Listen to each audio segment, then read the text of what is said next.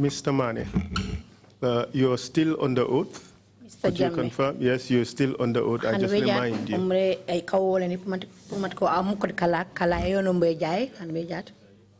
And you're expected to speak the truth, the whole truth, and nothing but the truth.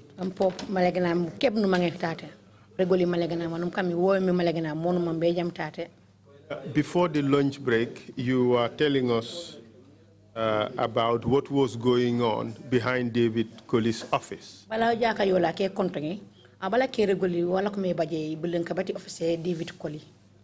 And you confirmed to us that David Colley ordered what was going on behind his office. David Colley found a semi-free-muff.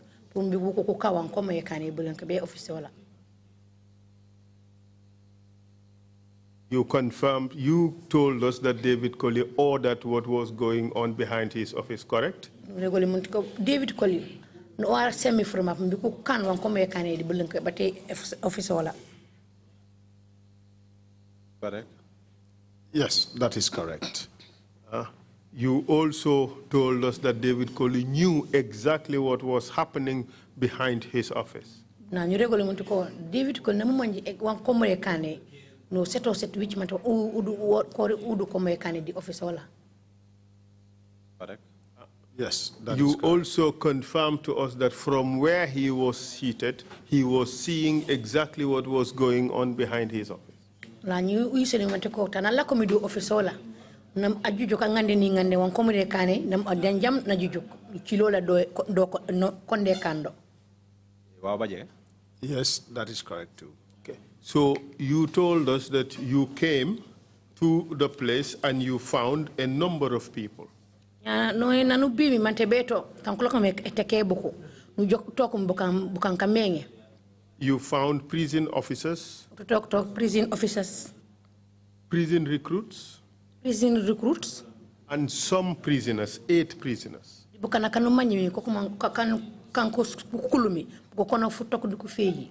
What was the purpose of this gathering?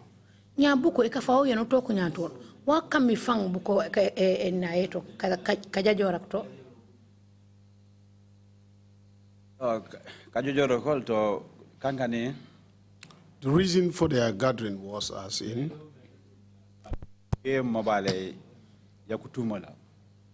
was because of a mobile phone that I was accused of. Oh, that was alleged. That was the reason why they have them all there. What were they trying to do when they gathered all these people there?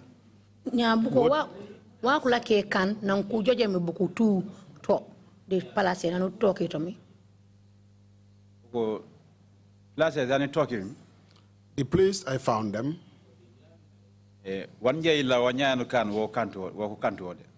What I thought they should have done, they never did that. Mr. Witness, you were not asked about what you thought they should have done. The question is, what were they doing? I came to put a one of me while walk or kukande. But I want to talk it correct and wakumang beba. Wakumang beba jewenom mama wenom and eteke kulaki. What they were doing was they were beating them up. So that they would be able to get me. They were the same people that came back again and said what they had said was not true because the beatings were so hard on them.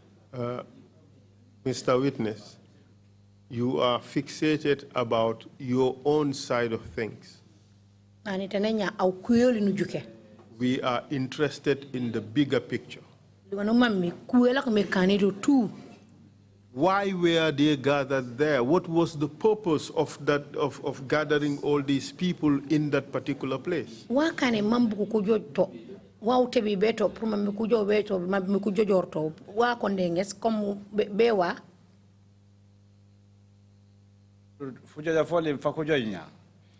The gathering that they had there,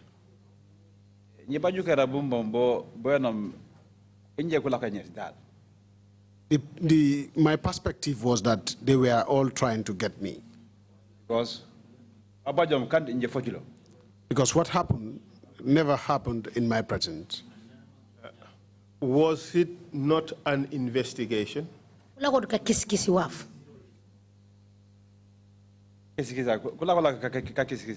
Yes, that's true. They were on an investigation. What were they? Okay, the investigations, that is what I'm saying. They were beaten before they started the investigations. Okay. But you telling us that the purpose of the gathering was an investigation, correct?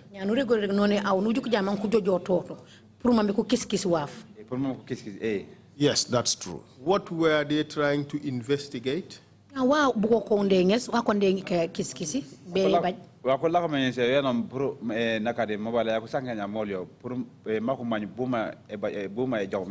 The investigations were all centered on the mobile phone that they talked about as to how they got it. The phone that they said they could not recover it, they did not see it. So tell us about this phone. What was the problem? Who had the phone and what happened to the phone and how did you come to be involved? Mobile bune kane au wakane au mambi au kurudi kumambiru yete mobile Wale mankameno because nje babile duties. I came on duties on a specific date. I was called and being asked of the mobile phone.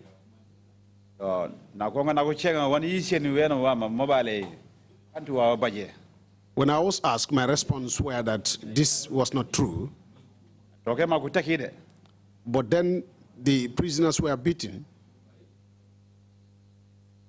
And I put them.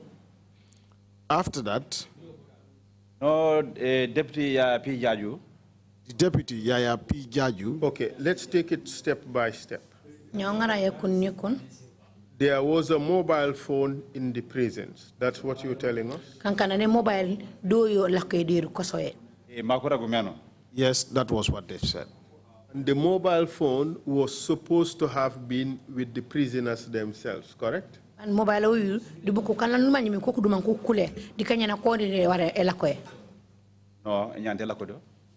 no, they shouldn't have a mobile phone. Okay. What I'm driving at is, they should not have had a mobile phone, correct?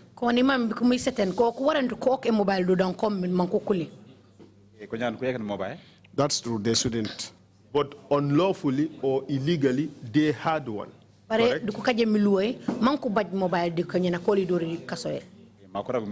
Yes, as they had alleged.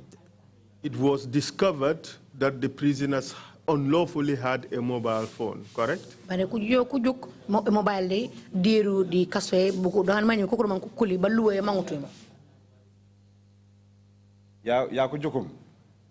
The phone they've seen, I did not see it myself. But the allegation was that the prisoners had a mobile phone, and that is what was being investigated, correct? Prisoners, mobile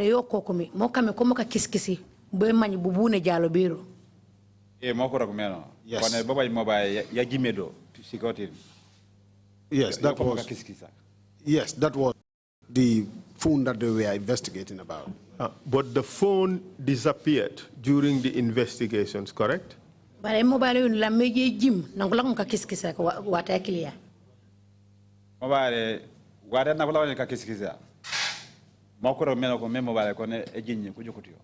was what they've said. That the time the investigations were ongoing, they could not find the phone anymore. And it was alleged that you took away the mobile phone, correct?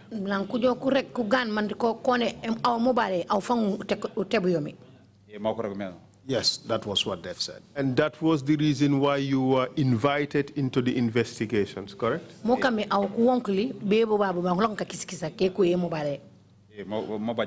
Yes, that is true. Tell us exactly what you saw them doing in that place where they were investigating.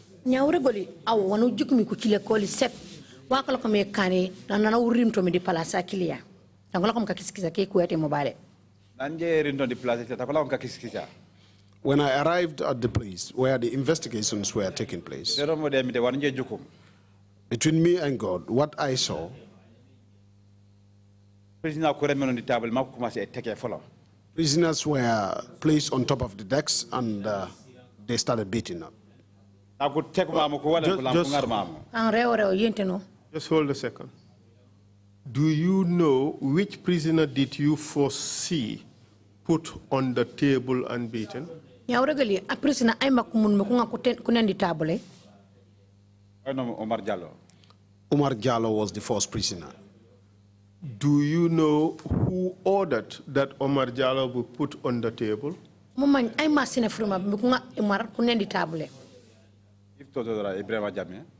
It was the chief torturer, Ibrahim Jammeh. And who actually physically put Omar Jallo on the table?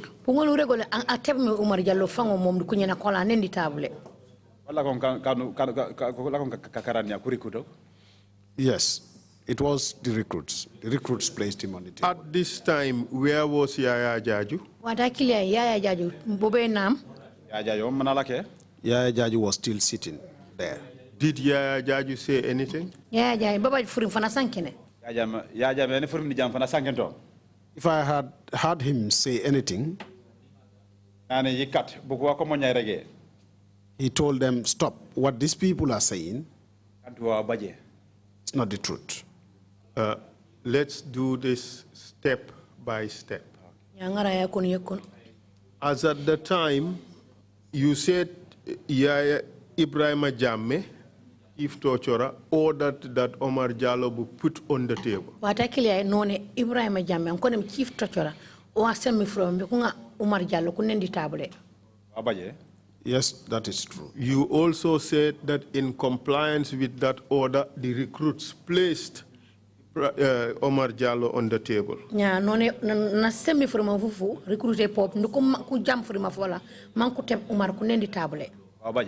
That is also true.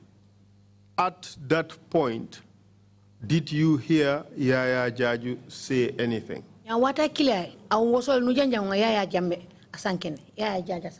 Jaju, not Yaya Jammeh. What I heard Yaya Jaju said was, please stop. But that time, Ibrahim Jammeh, chief torturer, was more powerful than him. Why do you say that who was the most senior between the two, Yaya Jaju and Ibrahim Jammeh? Yaya Jaju kori Ibrahim Jammeh buku ay makame wala fanga palo.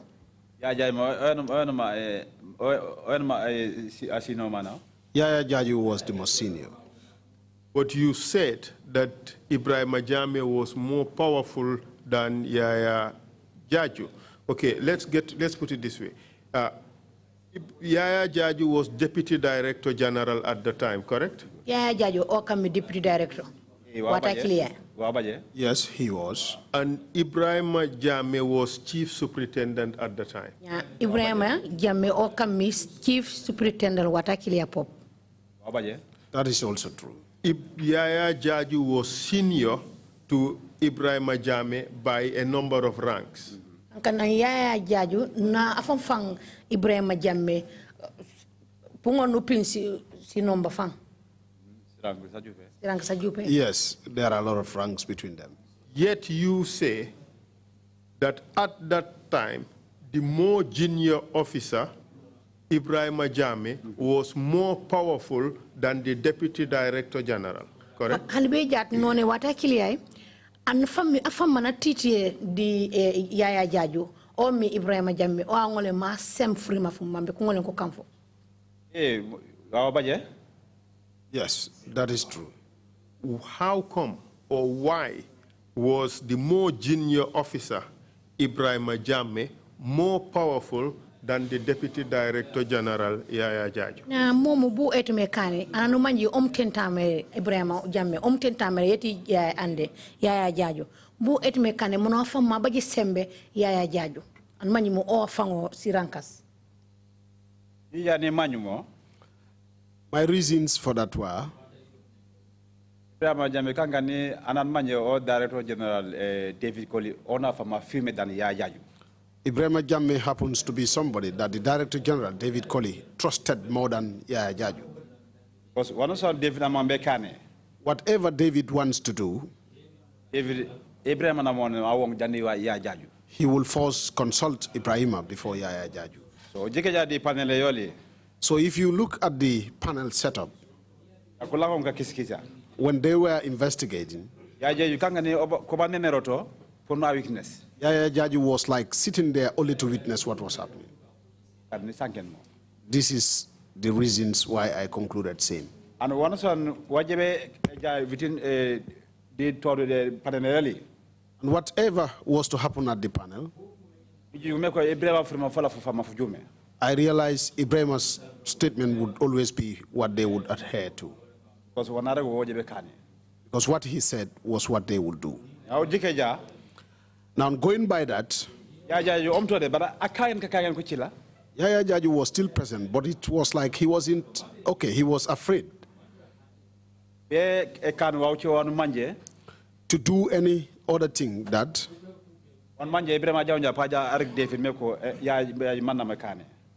if he does anything otherwise, Ibrahima would go to David and report.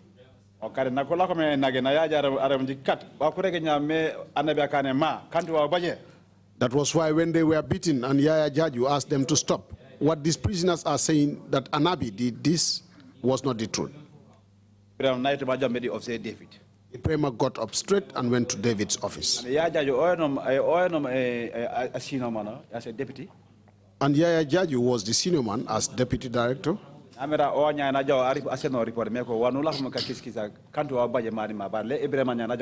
believe he should have been the one to report same to David and not Ibrahima. That is why I said Yaya Jaju has no voice at that point. This issue about Ibrahima Jammeh being more powerful than Yaya Jaju, was it limited to just that particular operation, or was it the case that in general that time Ibrahima Jammeh was more powerful than Yaya Jaju?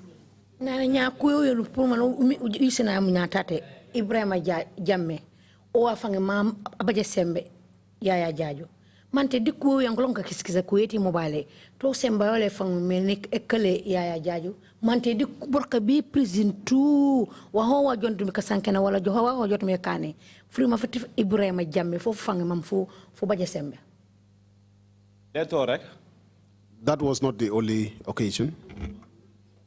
Abdou, Director General David Colley. Because the Director General David Colley does not want to see somebody that speaks the truth. That is why sometimes he does not even want to see Yaya Jaju. But what is between himself and Yaya Jaju?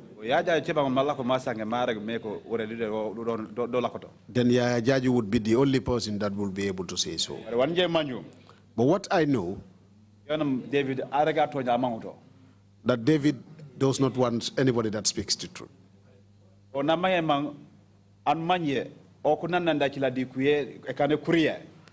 Always the type of people he wants is those that will be on the same boat with him to do the bad things on others. Those are the people he always wants to associate himself with. That was why Yaya Jaju was like a ceremonial deputy.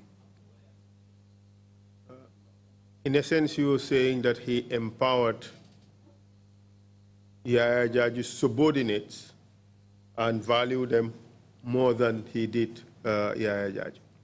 Comme manu otome engol nu regal comme o ngare ande Yaya Jaju angaras awalen kuyola manga Ibrahima Jammeh arremben anu manyi o ammi temtamati Yaya Jaju. That is true. So on this particular occasion, who was running the show whilst the torture was ongoing? Nya funaka fofu nangula kome kane kuyu ala kome katena ke na eutei pumurega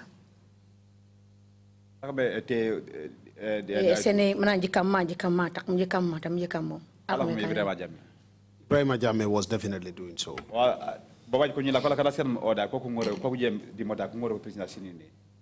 There were his subordinates that he would give the orders that would use the vehicle to go and bring the prisoners from the yard. And who were these subordinates?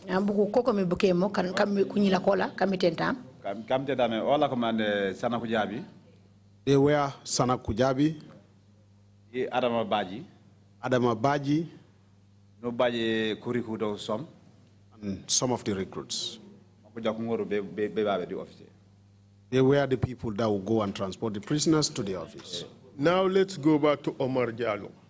When he was put on the table, what happened to him? Omar Jallo.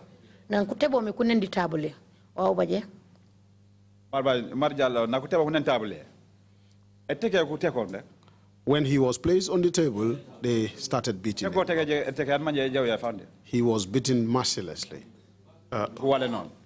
Then he was brought down. Wait a minute. Who actually did the physical beating?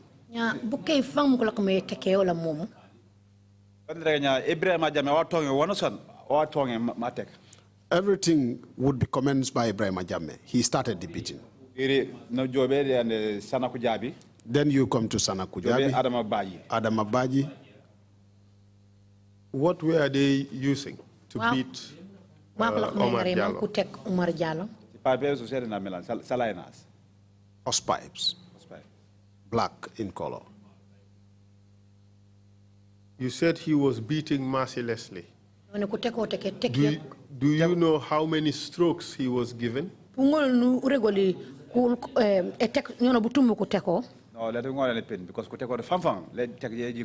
I cannot count because he was beaten mercilessly. It was not just an easy thing. Because I was standing there. Was it 12 strokes or less? It's more than that. It's more than that. 20 strokes? It's more than that. 50? It may be around that end. Because I was in counting. Where was he beaten?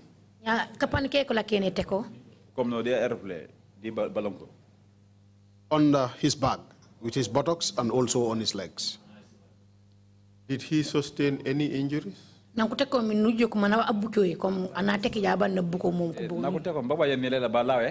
Yes, he sustained some injuries on his body. This group you have mentioned, was there any medic amongst them? No,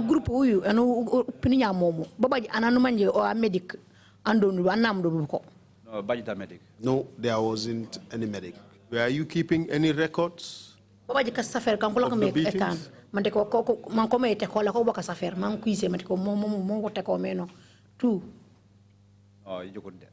I did not see that. And what happened after Omar was beaten?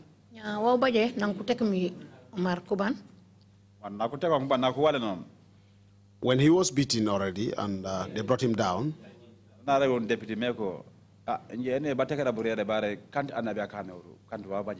then he told the deputy director that the beatings were too severe on me, but the truth is that Anabi did not do anything. The reasons why I said he did not do it. Commander in the shift by then. He was the commandant at the shift by then. That was why we called his name. But it was not Anabi who had did it. Were questions asked before the beating, or were the questions asked after the beating?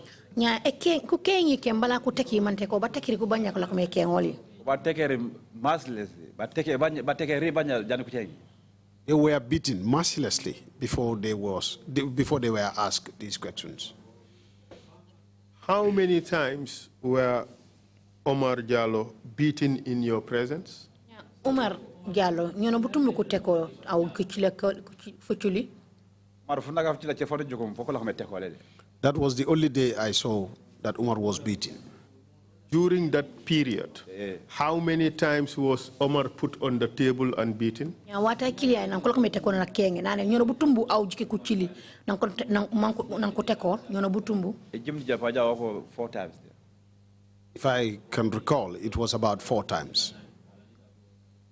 Let's get this straight. You said he was beaten about 4 times. Can you explain what you mean by these 4 times that he was beaten? Now, come feel li buno to me buaka ne mono ne kunyono new baki kuteko feel li bu kuteko ormeno. Yeah, no kuteka da kuwale nja di table kulam kuremben. They would beat him to some time. They would beat him for some time, bring him back, bring him down, then return him on the table, beat him for some time, bring him down. They did that for 4 times. That is what I meant by he was beaten for over 4 times. Did Ibrahim Jammeh beat Omar Jallo at any point during those 4 times? Nyuno nyibakiro juno kloko mi tekola. Ibrahim Jammeh. Baba na teko ateke Omar Jallo. Teko kakuteko jo 2 or falematek. All these beatings, he was always the first person to start. How many times in each instant would he beat Omar Jallo? Eteke yanko to metekola. O nyono butumbu na to meteke ati Omar Jallo. I cannot count. But he has taken part in the beating, and he has done so mercilessly. What would you say to the suggestion that Ibrahim Jammeh did not beat Omar Jallo? Konja olibe kengi wano tumerege kom ano arag yamane o atekut Omar Jallo. Ibrahim Jammeh atekut Omar Jallo. Atekut Omar Jallo. Atekotek. He beat him. He was beaten. If somebody came here and told us that Ibrahim Jammeh did not beat Omar Jallo, what would you say to that? Yeah, comme na ana bilala kutata nalo kanya mom ma regulamente ko Ibrahim Jammeh atekut Omar Jallo au anakilia wano tumeregola. I'm not sure that will ever happen. Because all the people I've named here that were present on the panel, they all saw what Ibrahim was doing. And I believe they cannot come here and swear to the Holy Quran and say he did not do it.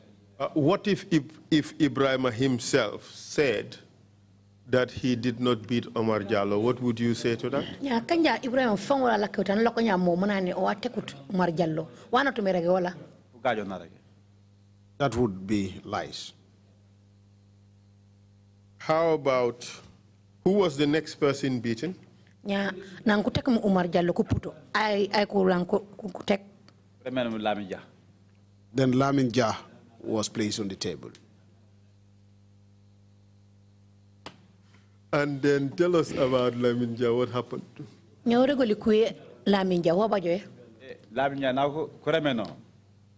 Lamin Jah was placed on the table, the same Ibrahim came back and started the beating.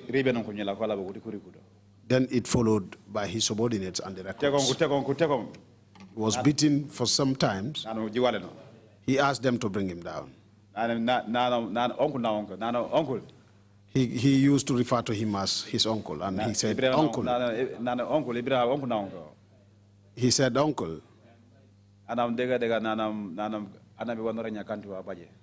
He said again, the truth is that Anabi, what they say about Anabi is not what had happened. He told them, you would rather kill us, but what we've said here. The beatings were too much on us, that's why we said so. That was why we mentioned his name. Then the deputy director, Yaya Jaju, asked me to go back and continue on my work.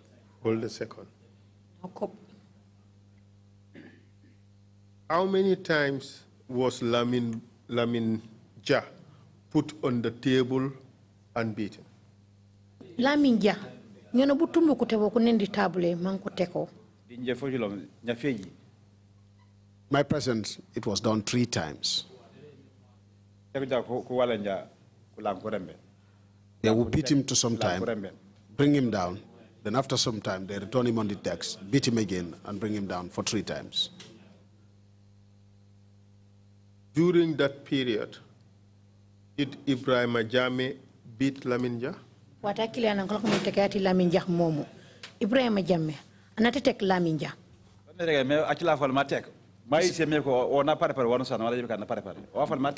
This is what I have been saying here. He is always the first person that beats.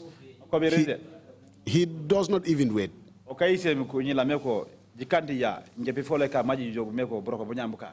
He does that to show to his genius that if you don't do it, I will be the first person to demonstrate what you will be doing. David was still sitting around his window and watching. What if I tell you that Ibrahim Jammeh just took the pipe and he did like this to Laminja? What would you say to that? Ibrahim Jammeh. Obangare fu pipe of mom, matebe mom na name mom. Wana tumerege mom. That would not be the truth. That is not the truth. If that was what he said, then he was speaking a lie. I am older than Ibrahim. I will not come here to swear on what Ibrahim had done.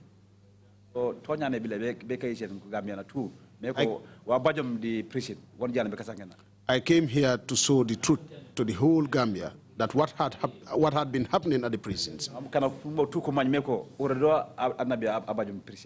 And everybody would know that this was what Anabi had at the prisons. If I had not come here, they wouldn't have known what happened.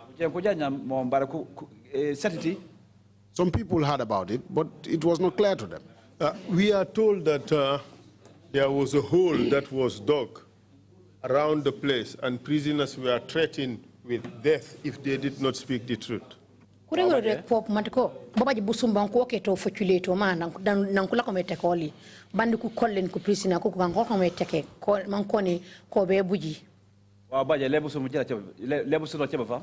That's true. It's not only the hole. There were some spades and some pickaxes also placed around. He brought a paper and said, this paper, it's from the top. Now, if you do not say Anabi, we will kill you and get you buried. Because this vision 2016,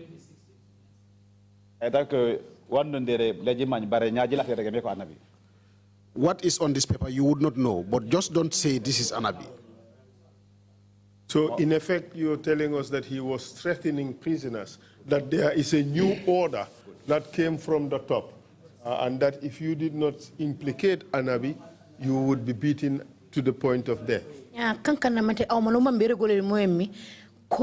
Ko kolenku huna ko kangola ko meteke mi anku squeeze order mante ko order yu fatia ni pullo kanja le ko won karsa koli panku buji manku fokidur busuna bakilia wa baje yo no broko bola. That is true. That was his work. Okay. That was what he was doing. Because if not for that, I believe the prisoners wouldn't have called me. Because they know the type of person I am. We would come to all that. You said you found there 8 prisoners.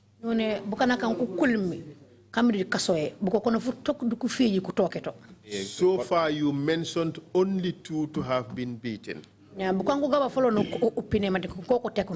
Omar Jallo and Laminja. Omar Jallo di Laminja. Did anything happen to the others? Ya buka ko karinomi. Babaju wabaji. Yes, they were also beaten. Who was also beaten? I makutek me po.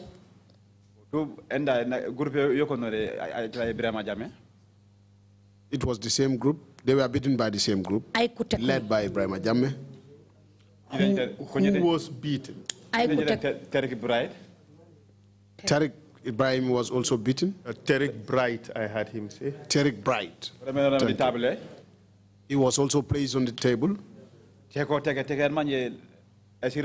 He was also beaten seriously. How many instances was he placed on the table and beaten?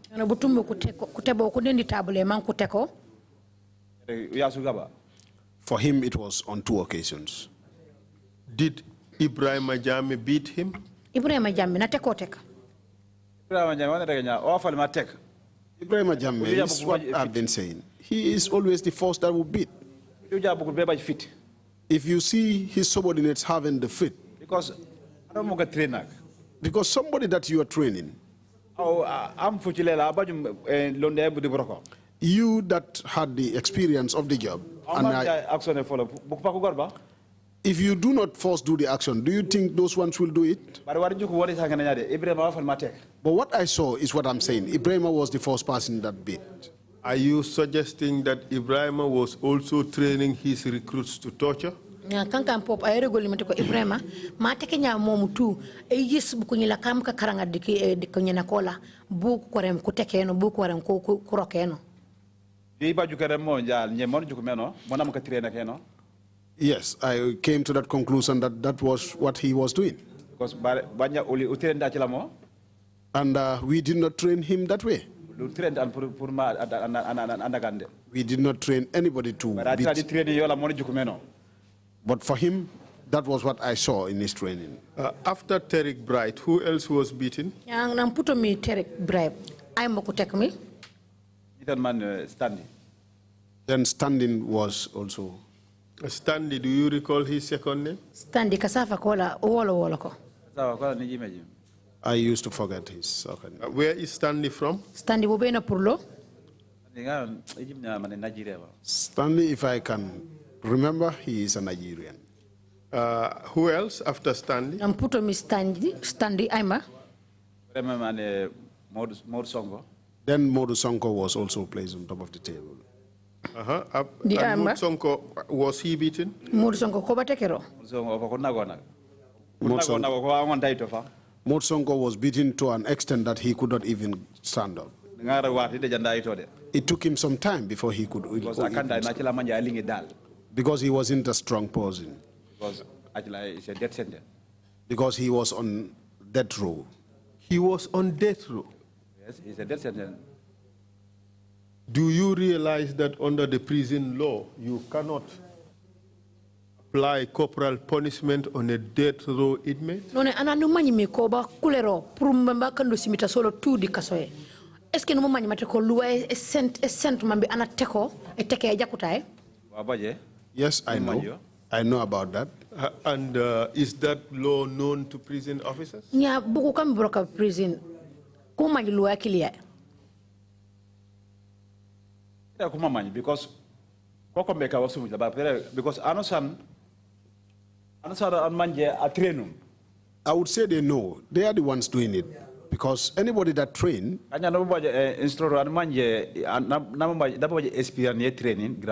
if you had an instructor, or if you are trained by an instructor that had the experience on the training ground,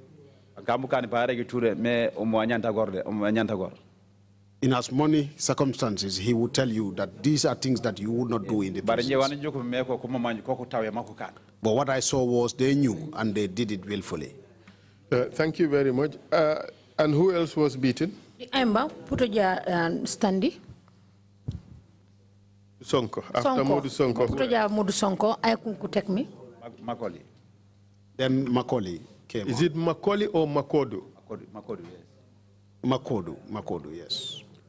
And who else? The Emba, and Puto Makodo, I could take me. Ramses, what's his full name? Ramses Karesa Kola from Buma. Soriba Conte. So all these 8 people were beaten?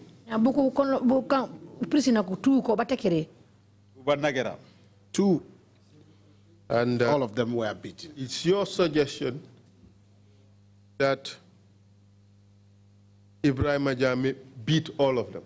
aw mo ni sunu minu dere oli Ibrahima Jammeh o teki mbuku tu wa baje. Yes, it's true. Ibrahima Jammeh claimed to have beaten only 2 people. Agajo narage. Ibrahima Jammeh o ma reg mi dire nane o bukan gaba kebna teke. Agajo narage kantu wa baje. That was a lie. He was not speaking the truth. Why do they call him chief torturer? Wakane manku kusena kala sa ko ankora chief torturer. Ena mana jakuto. Because he was a bad person. Jakuto always oxene karsa kama jakuto.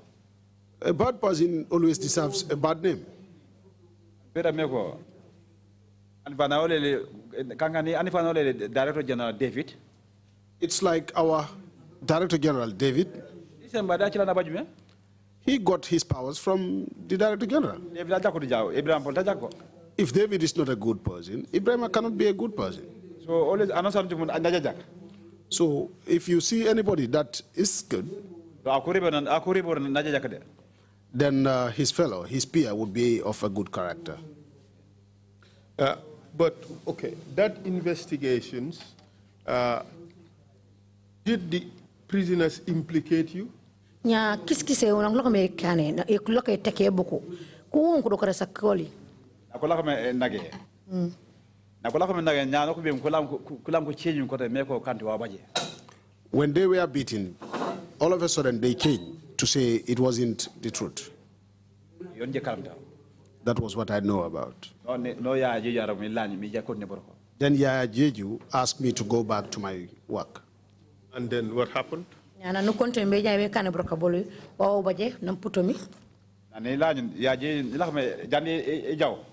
Before I left, he asked me to wait for him to go to the senior and report. Then from there we could not see again. With the deputy, Yaya Jeju, we could not see. I went back to the yard. Security wing.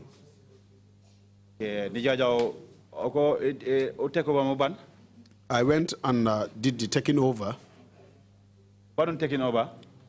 After I've completed the taking over, then those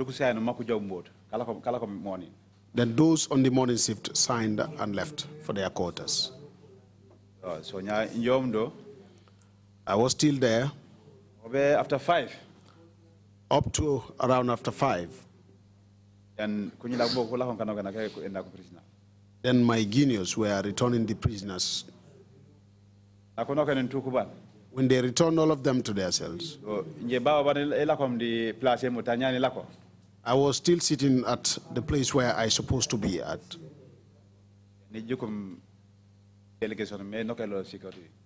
I saw a delegation coming to the security wing, or entered the security wing. The leader was Deputy Director Thomas Jaju. The Deputy Director Thomas Jaju. Commissioner Momodu Jaju. Following was Commissioner Momodu Jaju. Commissioner Keba Sise.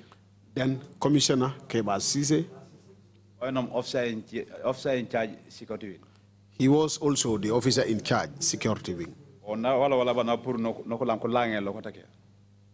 After he left, then he came back again. And Chief Khalil Sane. Then Chief Khalil Sane was also within them. Nujo Pio Lamin Jabang. Then Pio Lamin Jabang.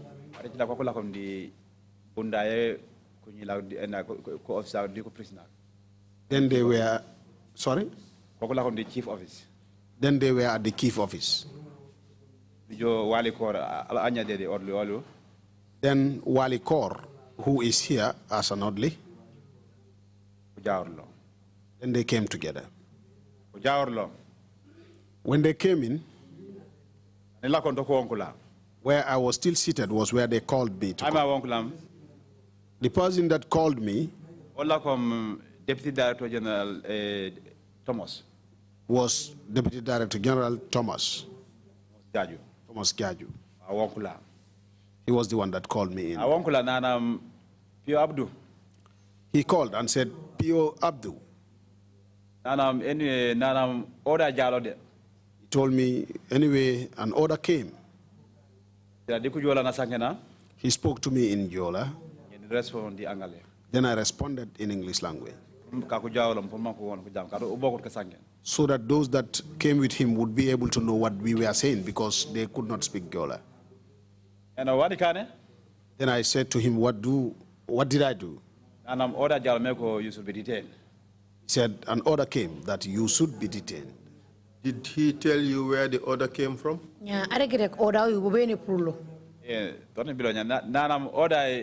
that is where I'm coming to. He said the order. He said, David said I should detain you. Director General of the prisons, David Colley. He said I should come and detain you. Then I asked for his reasons.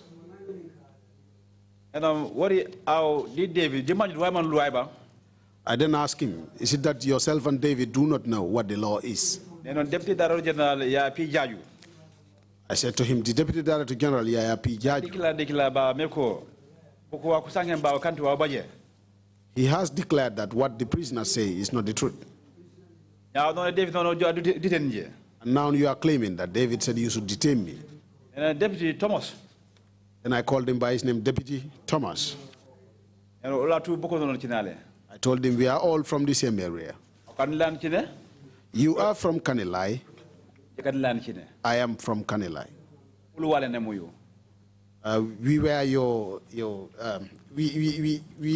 were our strangers. We welcomed you to the village. So as things are, you are my brother. Why not go back to David and use it and discuss and look at the things? I told them I would not be detained like that. Then he insisted that you must be detained. He said, if we will not detain you, your officer in charge, who was Commissioner Keba Sise, sorry. And then replace Akila. Then we will replace Commissioner Keba Kinte. Keba Sise, sorry. Keba Sise. Then I asked, Keba Sise spoke to me. And I'm Ationg. He said, my brother, that is my younger brother. And I'm Sabat Nana Buku inconvenience. He said, don't worry. These people are after me. He said, you know what has been going on here. The same way they are up following you is the same way that they are doing to me as well. Now that we have a law, he said, accept, and you go into detention. Then I asked for a confirmation. I then told him I am not convinced. It's better. I said that it's better. You charge me and we go before the law. I am pretty sure that what they accuse me of is not the truth. He then said, no, please. We spoke for about 40 minutes. I refused. Then I started crying. Sorry, Keba Sise started crying.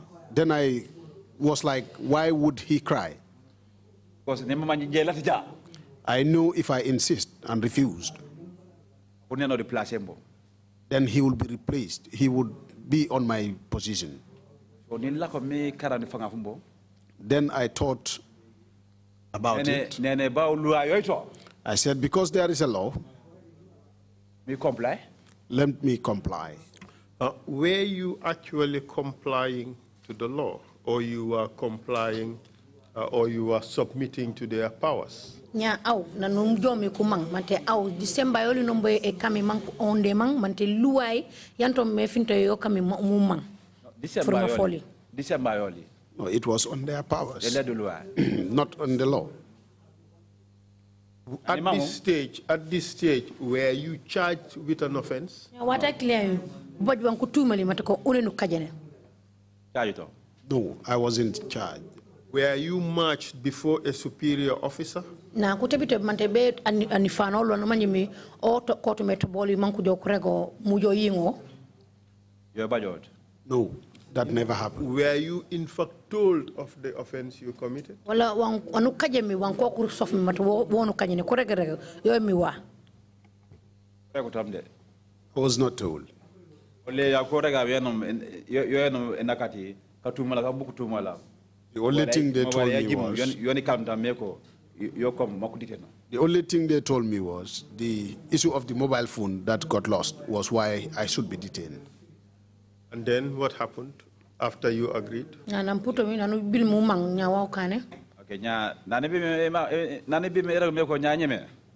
I now said, okay,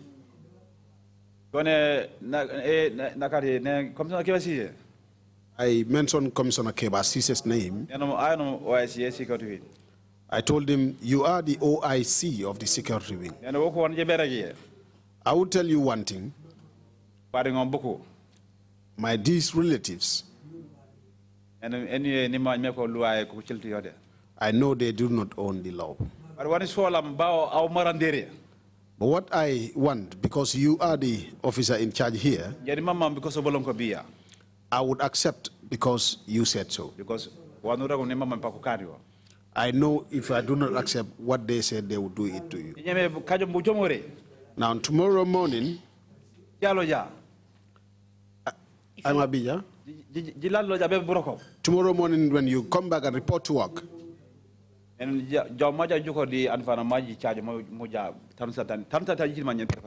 go and see with the superior, and then you charge me. Wherever you want us to go, I am ready to go there. And because I am sure of myself. He now said, okay, but just beer and we'll go. From number block 5. Then I was taken from block 5. Block 4. We went past block 4. Block 7. We went up to block 7. Block 1. Then to block 1. Last block. That is the last block. Of which part of Mile 2 prison? At the security wing. Block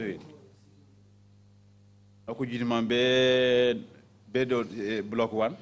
Then I was taken to block 1. I'm an escort. Who was my escort? Deputy Director Thomas Jaju. Deputy Director Thomas Jaju. Kewa Sise. This Chief Officer Khalil Sane. Chief Officer Khalil Sane. Pio Lamin Jabang. Pio Lamin Jabang. Wali Kor. Wali Kor. Alakom Odliolu. Who is now your oddly here? To Kokbo Kuloke. They all went together with me.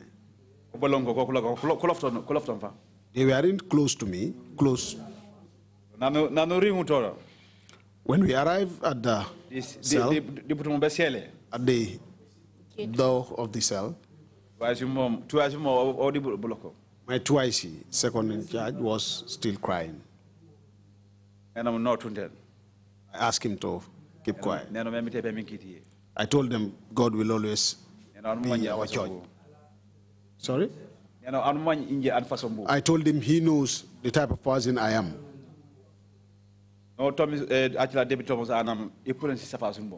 Then the Deputy Thomas asked me to take off my jujus. I did as he ordered. He asked me to take off my beret.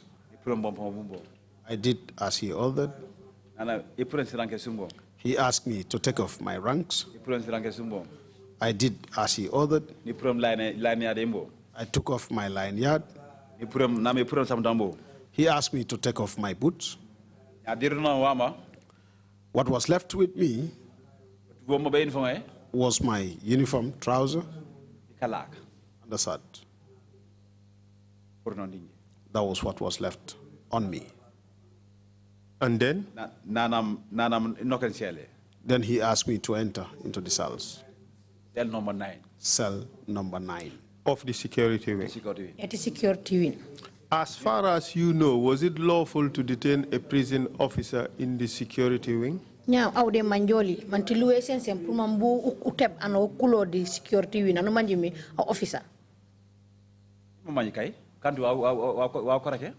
I know it wasn't a correct procedure. But they did it with their powers. Because that time, senior officers too come on prison.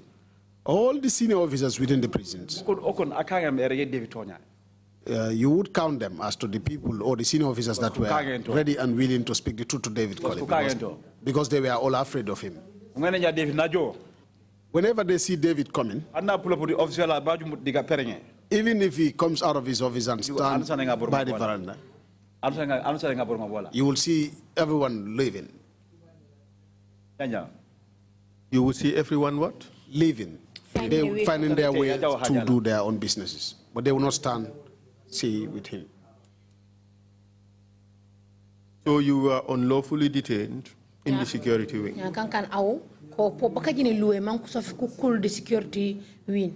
For how long were you in the security wing? Up to 9 months. I remained in there up to about 9 months. But I saw it like they had their own law. 9 months. Before I had have the 9 months there. For 5 months. Around the 5th month, I was taken to the NIA. When I was taken to the NIA, the NIA rejected. Wow. Then I asked, what happened? Because those officers because the officers I could not recognize them as I did not know them. They asked me to go back. You do not do anything. Then it seemed to. And I asked, why do you say I did not do anything? 5 months. I told them I've been at the security wing for over 5 months now. And now you are saying I do not do anything. I was returned. I was still there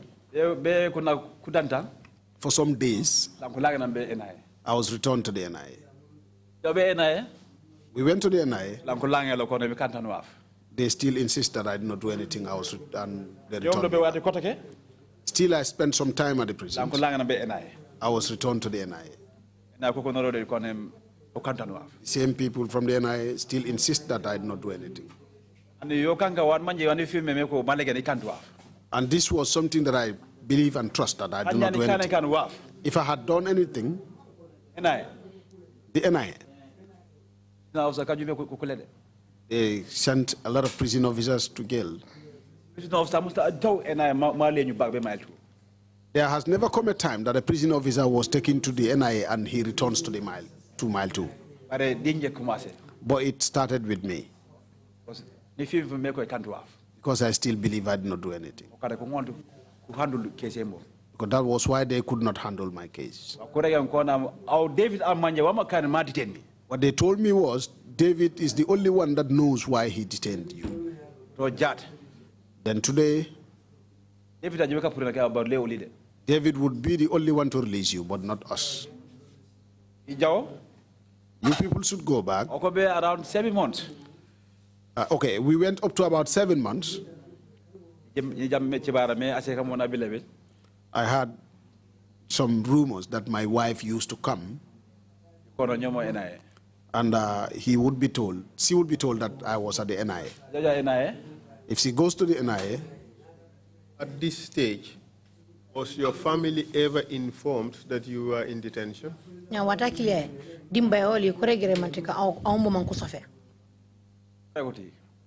No, they never informed them.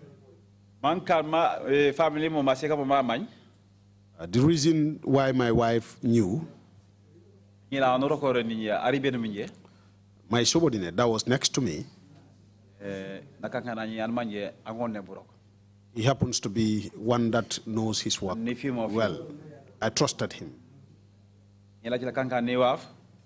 that that boy used to be like. When my wife called after midnight, Maghrib, up to around 12 in the night, that is 12 a.m.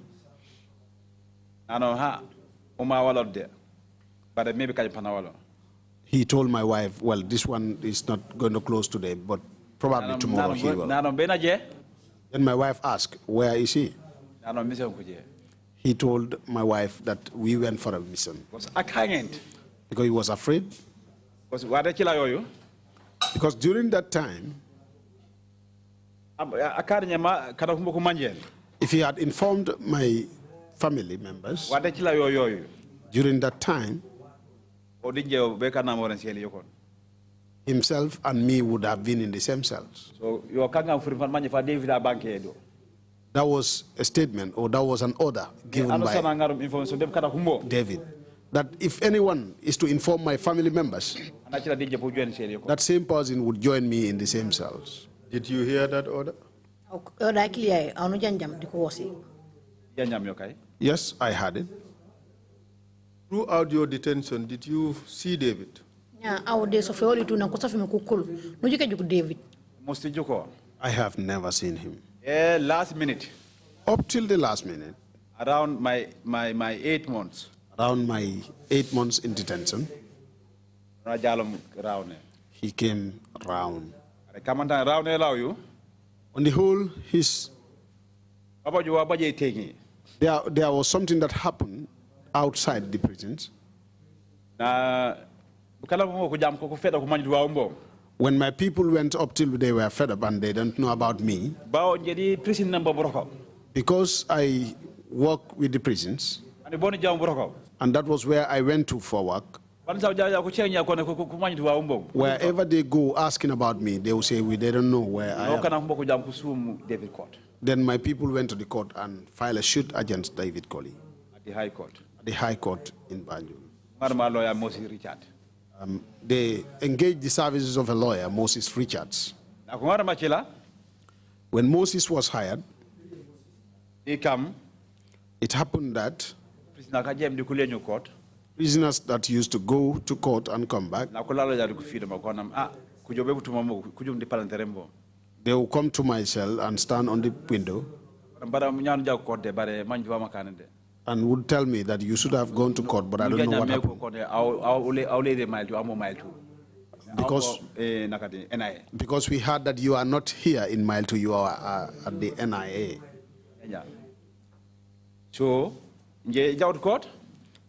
but I have never been to court. David did not go to the courts. And my people filed a suit against him at the courts already. Because I had the confidence. The reasons why my people filed a suit against David, because they knew their son would not do anything wrong. I tried working at the department, but my pay was only to be sent to prisons. I asked you the question, did you ever see David? Never. During the time you were detained? I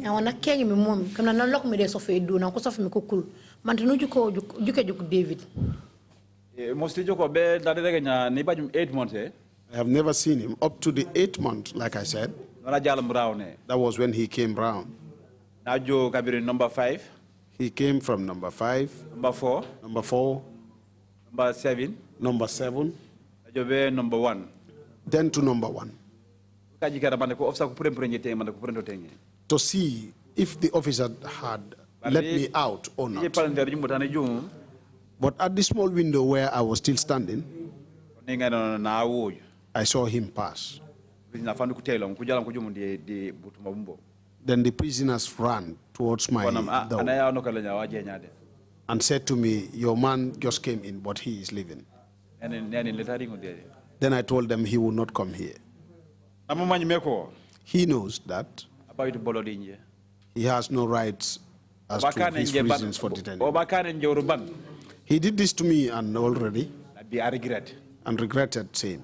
So So he does not know how to release me. So moka namboka enda karano majuk. I am no problem. So this was why he was going around to see who else he would put in trouble. That is what I've seen in it. And how did you come to be released? Ya abunu yo upurde kasoe buko katenemi. Ye purembo kasoe. The way I was released. Nakati Minister Sonko, Usman Sonko. There is one minister, Usman Sonko. Because during that time, he was the one there. And he knows about my problem. How do I conclude that he knows about my problem? Because there was a time the recruits had their passing out ceremony at the Makati Square. David That was where David promptly speak bad about my family and said to them that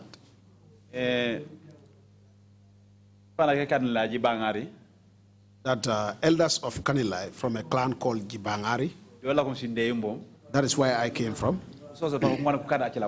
they thought they can do anything to him.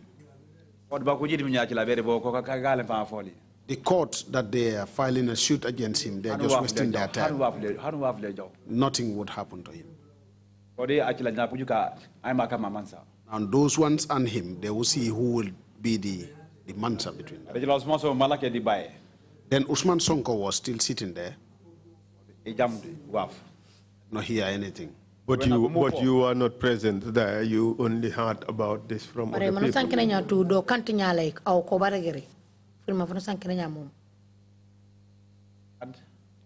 You were not present there, were you? Kantu faculi wa fankurege.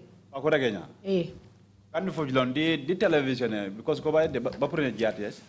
yes, it's true. It was in my present, but it was on television and it was hired on GRTS, and also my subordinates came and told me. They stood at my window and told me. What did he tell you?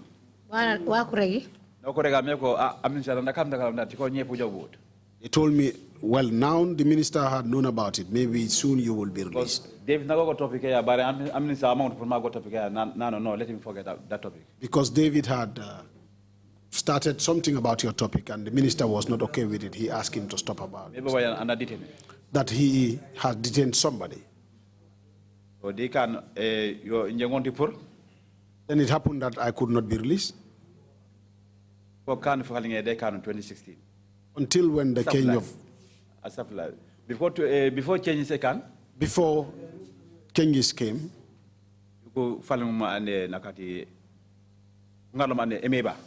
Then they brought Emeba. At this time, where was Sonko?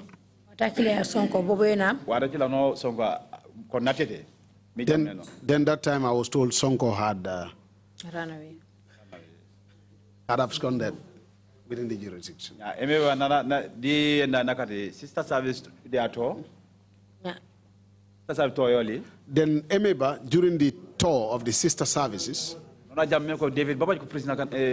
prison officers, he was told that David had some prison officers detained at the security wing.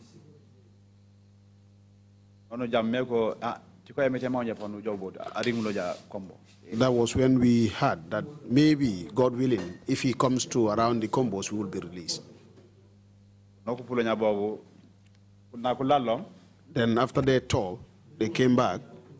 When they came, I don't know whether it was an order.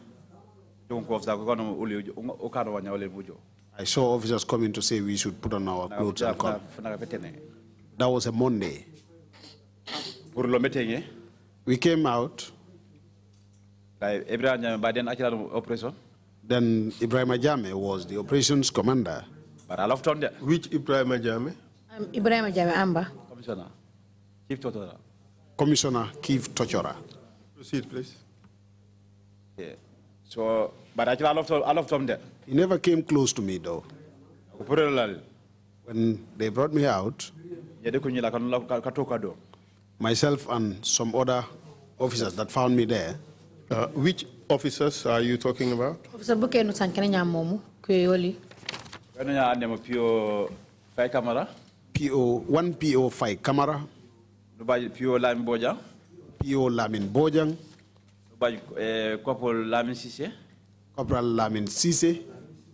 Nubaji Yankuba Jammeh. Yankuba Jammeh. Nubaji Ensa DK Cissé. Ensa DK Cissé. Nubaji Maud Musa Jeng. Mahmoud Musa Jeng. These are all prison officers. Prison officers. They are all prison officers. Yes, they were all prison officers. You saying they found you there? What do you mean by that? No koko bilme ku tokiro. Mo yomi wa. No kono le ojaw ying headquarters. They asked us to go to the headquarters. Were they also detained, these prison officers? Buko po ku soferi so. Ko dol ko to e ko sofi sof ko fnaf ci la ulu pro lo fnaf ko.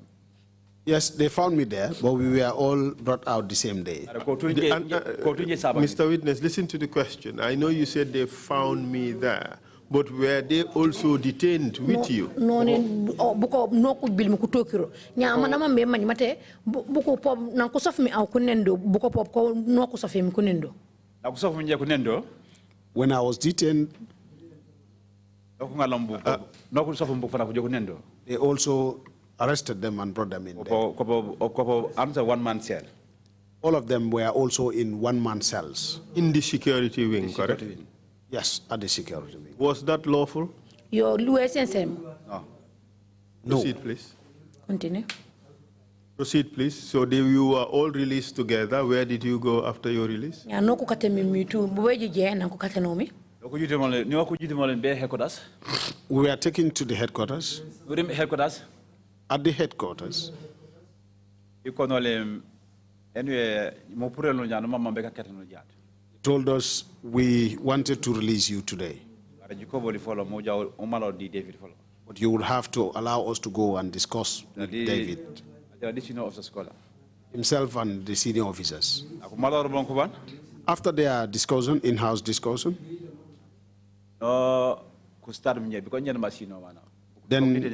then they started with me because I was the most senior.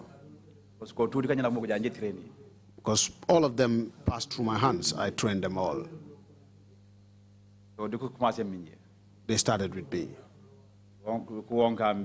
Charge office. I was taken to the charge office. By the name and CSP Karfatamba. CSP Karfatamba. And statement he told me the statement you wrote is not in your favor. I believe you should change the statement. Otherwise, you will go back to the security wing. Then I asked, is it me? That I should go back to the security wing. Because of me filing statement. Because I should make changes to my statement. Then I told him CSP Karafa. If that were what you discussed with David, return to him. Go back to him and tell him that Anabi said he is not going to change his statement.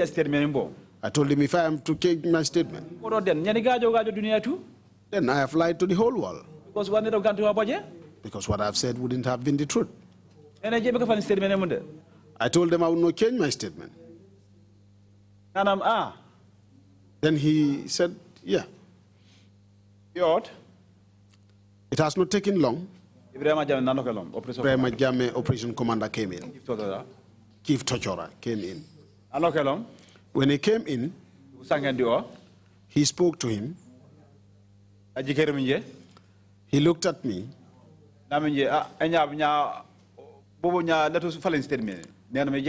He said to me, my man, so how is it? Wouldn't you change your statement? I replied, no, I was not going to do it. He then told me, then look at it and see what favors you, you do that. Then he said to me, do you hear what Chief Karafatamba said? And he is the one that has the charge book. I called his name, Ibrahim. If you were to go for any business, please go and do that. When I was in the security wing suffering, There were nobody that even took a cup of rice to my family. I am ready for anything. Wherever you want, where I am right now, enough is enough, I am ready. If I should die, then I am ready to die today. But security wing, I will not go back. You hear that and understand. He left. Then I was only left with CSP Karafatamba. He still insisted and said, my man, so you said you weren't going to change your statement? I still said, no, I will not change. I told him I will never change. He still asked, you said you will not change? I said, yes, I will not change. He threatened that then you would go back to the security wing. I'm ready for anything. I then told him I was ready for anything. He was still sitting there. He bent his head and rise. He looked and realized that that does not favor him because the statement I wrote does not favor them. They could have been afraid of something. Because if I go out, in the High Court. I would have gone and started my case again at the High Court. Then I realized that they were afraid of that suit. He went to David. What they discussed, he was the only one that knew that. When he came back, he still asked if I would change the statement. I said no. Still, I insisted I was not going to change. He told them, whatever you want to do, just go ahead and do that. He held this pen. Before taking any step, I want to follow that. He thought of it. Myself and him, our relationships before that day.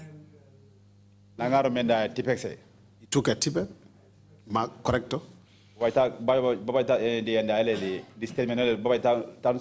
Guilty and not guilty. On this statement, there is a portion that you will write guilty and also another portion that you will write not guilty. I'm not guilty. Where I signed that I was not guilty,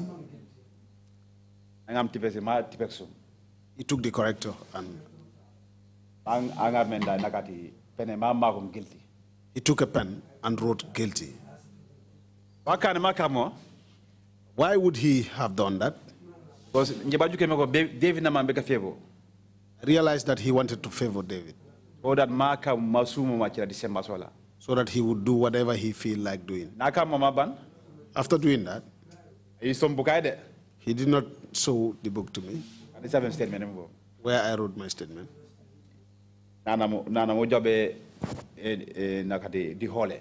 He took me straight to the hall. He asked me to go with him to the hall. When I went to the hall, I found David and all the senior officers. At the office, I found David busy writing. After he completed what he was writing, he uttered one statement that I will never forget. After he completed his writings,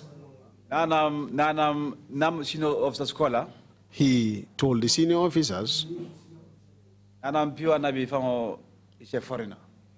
he then told the senior officers that P.O. Anabi is a foreigner. He told them, this man, the rebel, should have killed him. He shouldn't have been alive. That was what he said in the hall. Then I looked at him closely. I wanted to speak. There was one commissioner who also watched at me closely. Then he shook his head. Then I decided to break. All these and threatening words to ban. Then he used all the threatening words he wanted to use. Like what? Tell us what threatening words he used. Regoli kurima ka kulil mi kana mi regoli. The statement he added was, whether you like it or not, I was going to demote you. And nothing was going to come out of it. And if you are not careful, what would kill you? You wouldn't even know about it. It's a threatening word. And I believe that were threatening words. And then I asked, I told Karafa, are you people ready? And he said, yes, we are done. He told Karafa that they should take me out. He does not want to see me in his office. When he demoted me in rank, I sent him any letter. He did not give me any letter. And when I was promoted, I was recommended by PMO. I was recommended by the PMO. And it was approved. Then I was given the PO rank. And I was served a letter. And I was served with a letter. But when he demoted me, I thought I was going to be served with a letter. So that I would know what I would have done with that letter. But I realized all my powers were seized. But this document in which the PO Karamba, PO Tamba, whatever, Karafatamba wrote, CSP Karafatamba wrote guilty. Did you see it again? Nya kaita kakilia kadang Karafatamba safi matiko au malage nusonso matiko au kajeni luwe. Uju kaita kakilia. Karamakum. But I believe Kokudo defile him. From that day up to today, I have never seen it, but I believe it should be in my file. If they would not detach it from my file, it must be in my file. Did you agree with what he wrote on the document? Yeah, I want to say koku. No, I did not agree. Proceed, please. So after your demotion, what happened?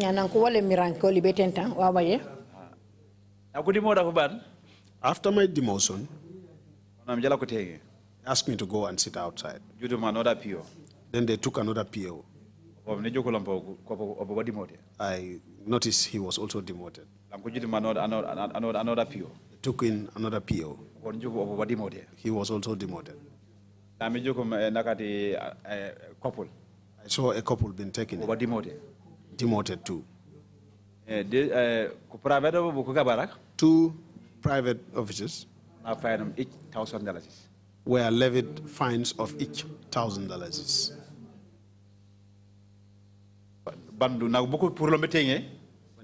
When those people came out, they asked us to onboard the Costa, the prison's Costa. We were all taken to the NIA. When we were going to the NIA, I told them, let anybody talk. Let nobody talk. It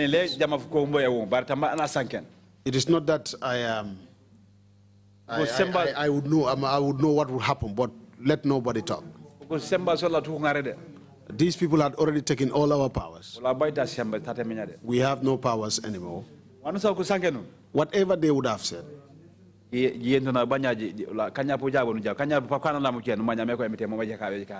just listen and see. If we should talk, we do. If not, we just leave it and believe that this was what was destined by God. So what happened at the NIA? At the NIA, conference hall. They took us to the conference hall. We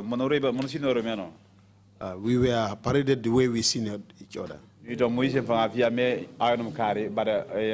are demoted of this rank. Then you will introduce yourself that I am this man and I was demoted to this rank. After all that,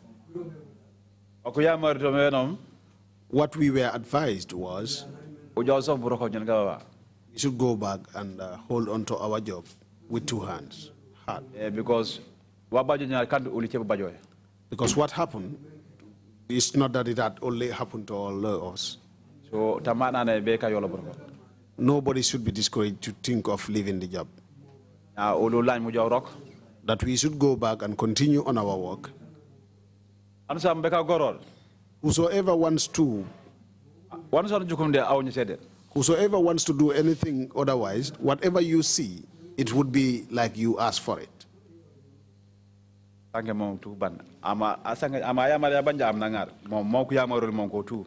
All the people sitting there did that one after the other. Then I told my subordinates, you see what I told you? They are all in the same line with David. Was David present there? No. David, no, David wasn't there. From there, where were you taken? From NIA?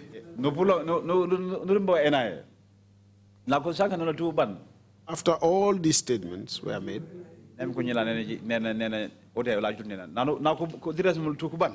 after addressing all of us, they asked us to go home and continue on our work. Was this the first time you saw your family? Since your detention?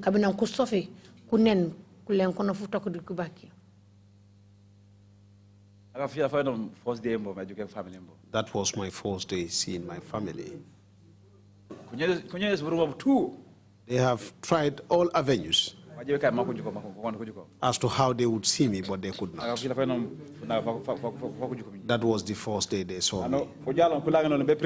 When we were returned to the prisons, for us to be given a ride, like a lift with the prison's costa to go home. Then I insisted I was not going to join them. I asked them to go. I sent someone to call my family for me.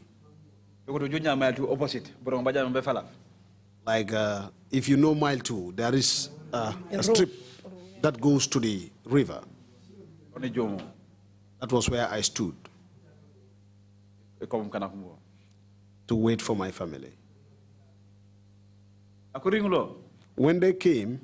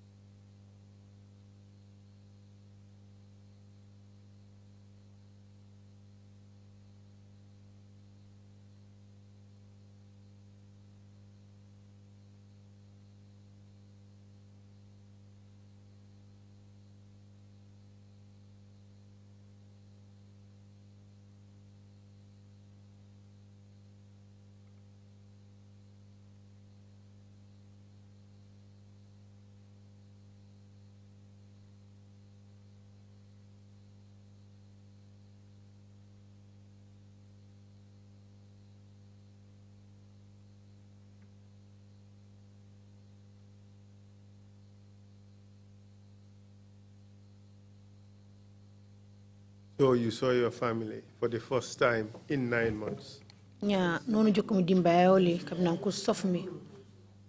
Kulen kono fu tok di ko bakki.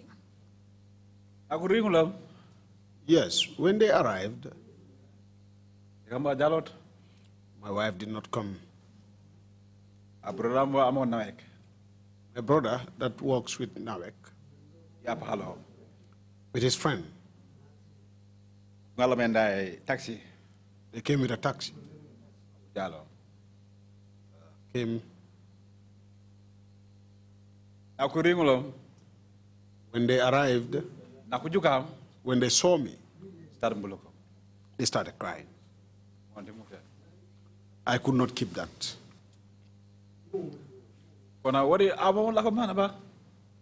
And they ask, was this the way you were here?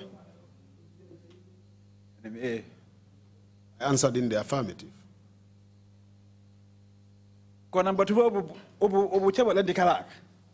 They ask, was this the only trouser and the shirt that you had on? For these 9 good months. For these 9 good months. Only this trouser and that shirt. I answered in the affirmative. They asked of my pants, my underwears. I told them I have none. I told them I have none. I told them the only one that I left home with was the one I was using. But they said they knew. When they were coming, they came with my clothes. I went to the big side. I had a bath. I took off my uniform and threw it into the river. So for the first time in 9 months, you were able to change what you were wearing.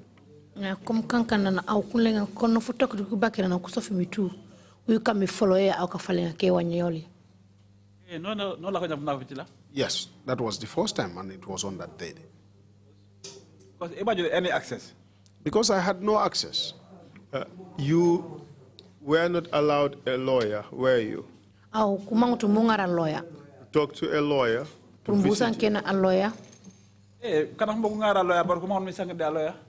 My family engaged the services of a lawyer, but I wasn't allowed to talk to that lawyer. Appear your court. If he appears before the court, if the lawyer appears before the court, they will tell him I'm at the NIA. When I was at the mile 2. This was what they were doing. NIA mile 2. So the lawyer was discouraged at the end. So, because he does not know. In a sense, you were basically disappeared at some stage. Exactly. Exactly. Exactly. That was what they did. So you were not allowed to see a lawyer? Yes, they did not allow me to see a lawyer. You were not allowed family visits? For several times. My wife came there for several times. They do not allow her to see me. My brother that is with the army, he came to see David so that they would negotiate. If I were guilty, then they should charge me before a court of law. If I were to be convicted, then let me serve my sentence. But all my rights were seized. At the security wing, how was the food?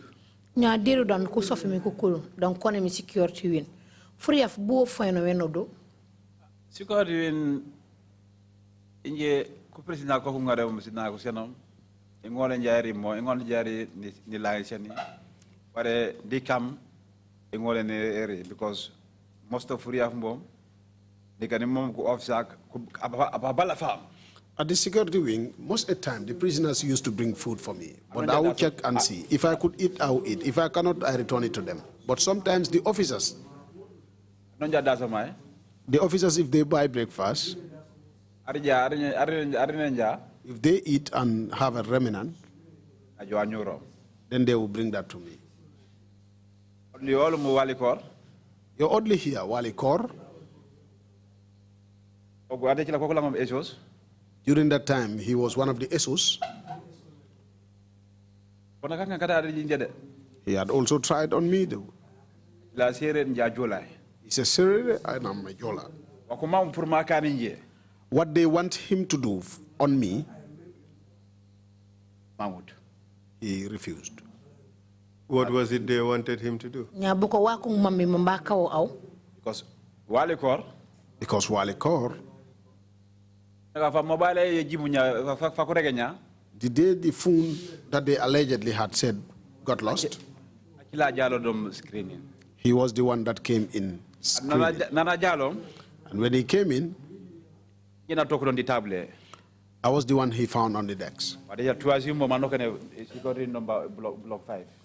That time, my 2IC went into security number 5. He was the one I was waiting at the decks. When he came in, he called commander. He told me I wanted to go around. I ordered him to carry on. I told him we are all on the same job. Then Wali call went on and came back. Everything is okay. And told me everything was okay. Then I praised him. Job well done. I told him job well done. Because Wali Kor passed through my hands, I trained him. Okay, let us move on. The issue of the food. When I was there, my people weren't allowed to bring food. No visits were. I don't even have my medications.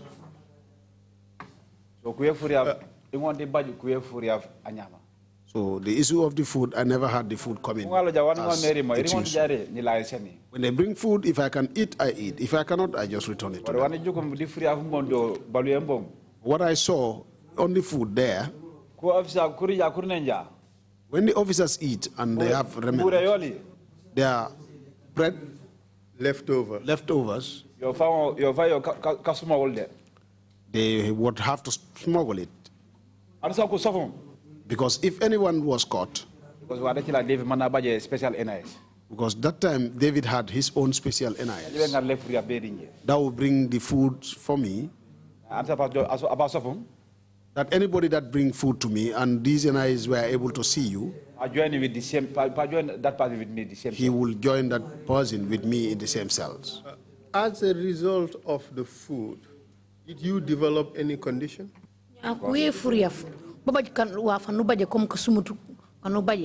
Yes. Yes, I did. Because I was still there. What condition did you develop as a result of the food?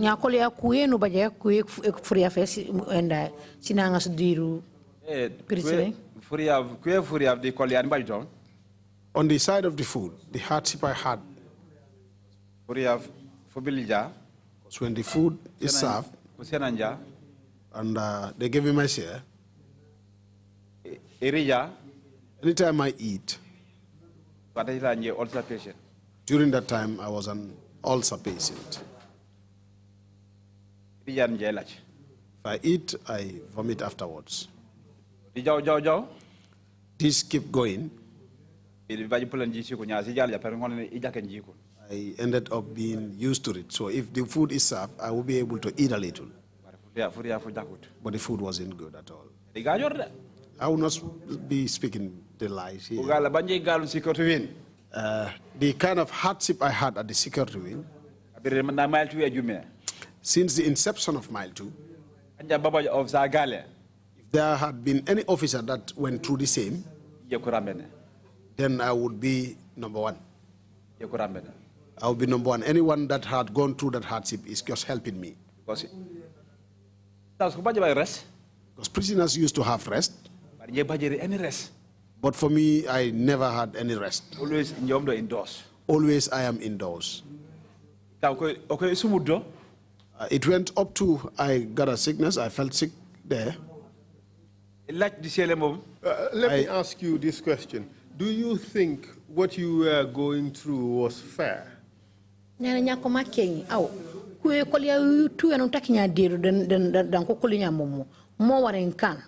you think it was humane? At all. No, that should not happen at all. That is why I said I will not come here and not speak the truth. Mr. Witness, what I am trying to show is what was happening to you was not unique. this was the same medicine you and your colleagues were giving to other prisoners. What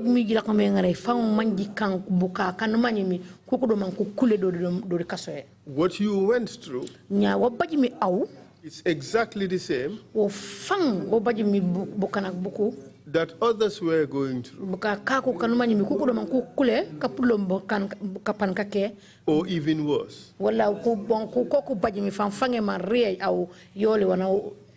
Do you agree with that? Yes, that is true. I cannot say no to that because most people came here and speak as to what their problems were.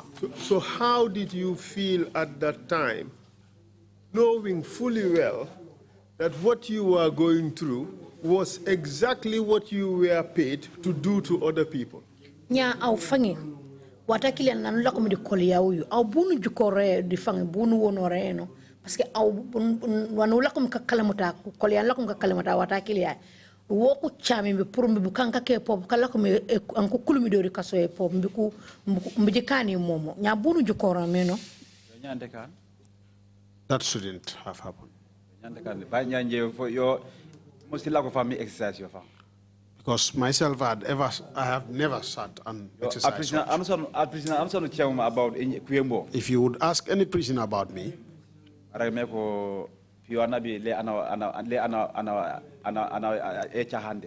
he would tell you that Pio Anabi has respected human beings and their rights. You may have been one of the better prison officers.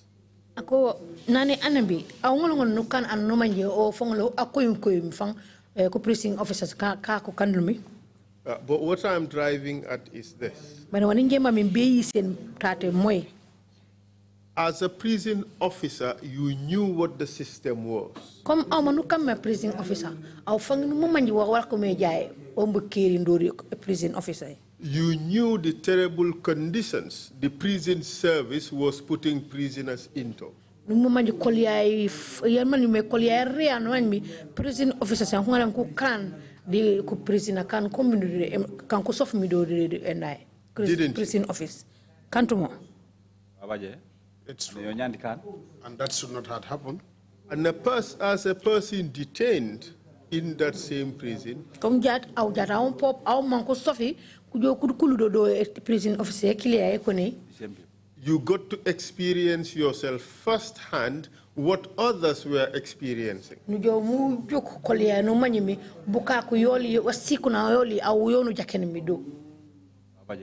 That is true. And you still realize that this was terrible and it was unlawful. But hanbeja no yo mujuk aw fanga foli metiko uru kantu wa fanwanye ware kan wa fa kuje ban wa fanwa me luwe warte mangmo. That is true. It shouldn't have happened. And you were released. And ku bil mi ku jogo ku kateni pure ndori kasoye.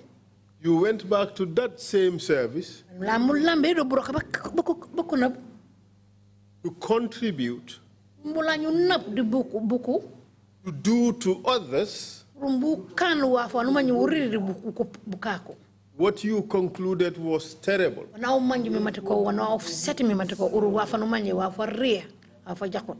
How could you reconcile yourself to coming back to that service? Au bunu nen meno fanga foli pour au wa fanu manji me kabring nangu sofimi mangu kulmata uru wa farie wa fanu manje an tan nemmo an parola ana mading banu lañu wakili mu lañu leñu be brok wakili ya be ka continue au bunu nenorme no fanga foli as a prisons officer, contributing to that terrible environment in which people were kept.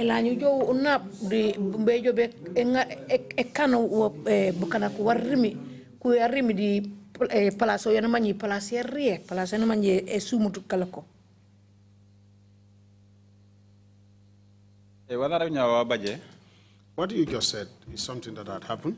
Because the work at the prisons is not an easy job. Because If you would know how you're supposed to work at the prisons, then you would not be discouraged. Still now, If you see what had happened on me, I still had faith in God. I had faith in God and still stayed at the prison. But I've checked it to see what had happened on me was not what had gone through the due process. But Mr. Anabi, you focus on the due process. That is not what we are talking about. What we are talking about is the physical conditions which you went through as a prison officer, as an inmate, as a detainee.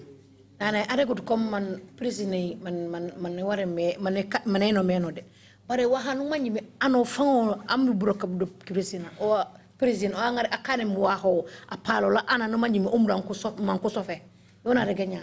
You knew firsthand the hardships that the prisoners had to go through, Parce que tanenya au kukuli kuldo manyi budo kolia meno, which would not have been possible without the prison officers. Bando ujukuja do kan a prison officer fanga akane do nyinoli mo kami do remo mu bokana kan kukuli nyamom. Yet upon your release, Bara hani be jat na nujo mi ek au pop ku kateni do dan ko sofe mi. You agreed to return to work as a prison officer, Nula nyumang bejo be lam be brok comme a prison officer. contributing your own fair share Bejo mula nyu continue en nap de bu kapan e kam bon wan man mi ko broka bakili abu bo bonde jodo de prison officer. in creating that environment Purumbi jingole ngirok man do dam buko ko sofi mi fam man kolye buko. which you say was terrible. Now fango manji mete ko riri kolya. What do you say to that? Nya awanu baje bera elegoli to.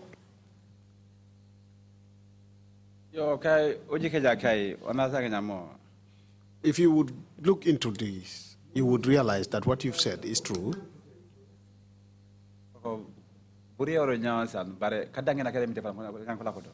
work is very hard, the job is very hard, but you have to have faith in God.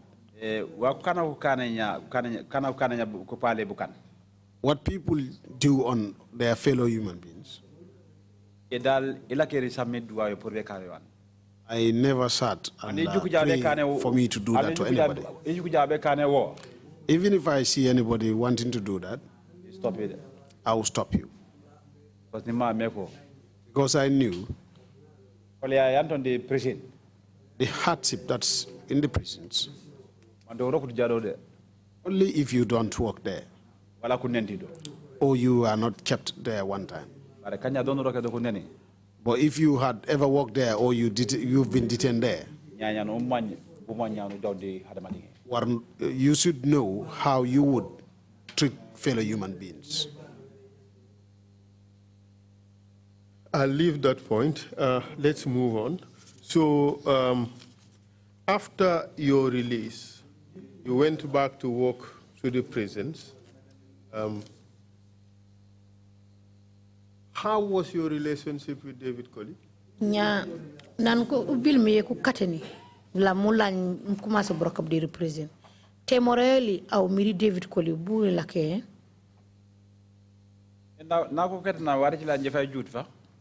The time I was released from prisons, I was released as a sick person. I was sick already.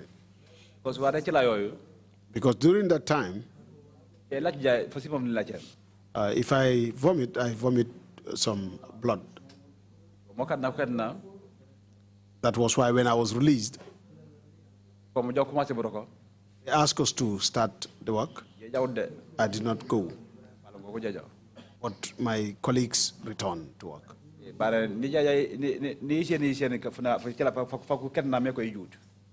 Because I had already informed them the day we were released that I was sick. And that whilst I was in detention, I did not have the access to go to the hospital. But now that I am released, if you would not give me the permission, then that is up to you, but I will not go to work. I would have to. Then my colleagues went back and started.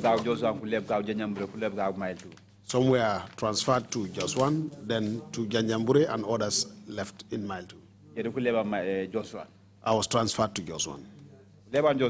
When I was transferred to Jos 1, I went and reported to the commandant and had put to him that I was sick. I would not be able to come to work. He told me, even if you were to die, if you do not come to work, you'll be dismissed. I sat and I did not go. My younger brother was called. That was at the SG. He Which called SG? me. What? Which SG? SG Amba. State House. SG at the State House. The Office of the Secretary General. C'est Secretary General Mante. No, actually, State House like State Guards. State Guard. Ah, okay. Yes, State Guards. He was with the State Guards. He was called and informed him that your brother, his colleagues are working, but he has not reported yet. When my brother called to inform me that, I asked him who called you. He said the Director General of the NIA called him. Who was it at the time, the DG NIA? DJ NIA Amba. He was Yankuba Baji. Then I replied in the affirmative that yes, it's true. I've not been going to work. And I told him that I was sick. I told them if they were interested in my well-being, I am interested in my health. I told him if you could inform the director to call me. But then he has never called. How many months did you stay before you went back to work? How long did you stay before you went back to work?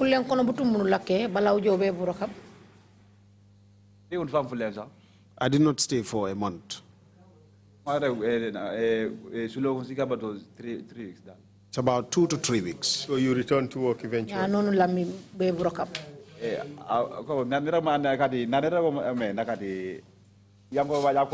Please wait. When I asked Yankuba Baji to call me, the DG NIA, he never called.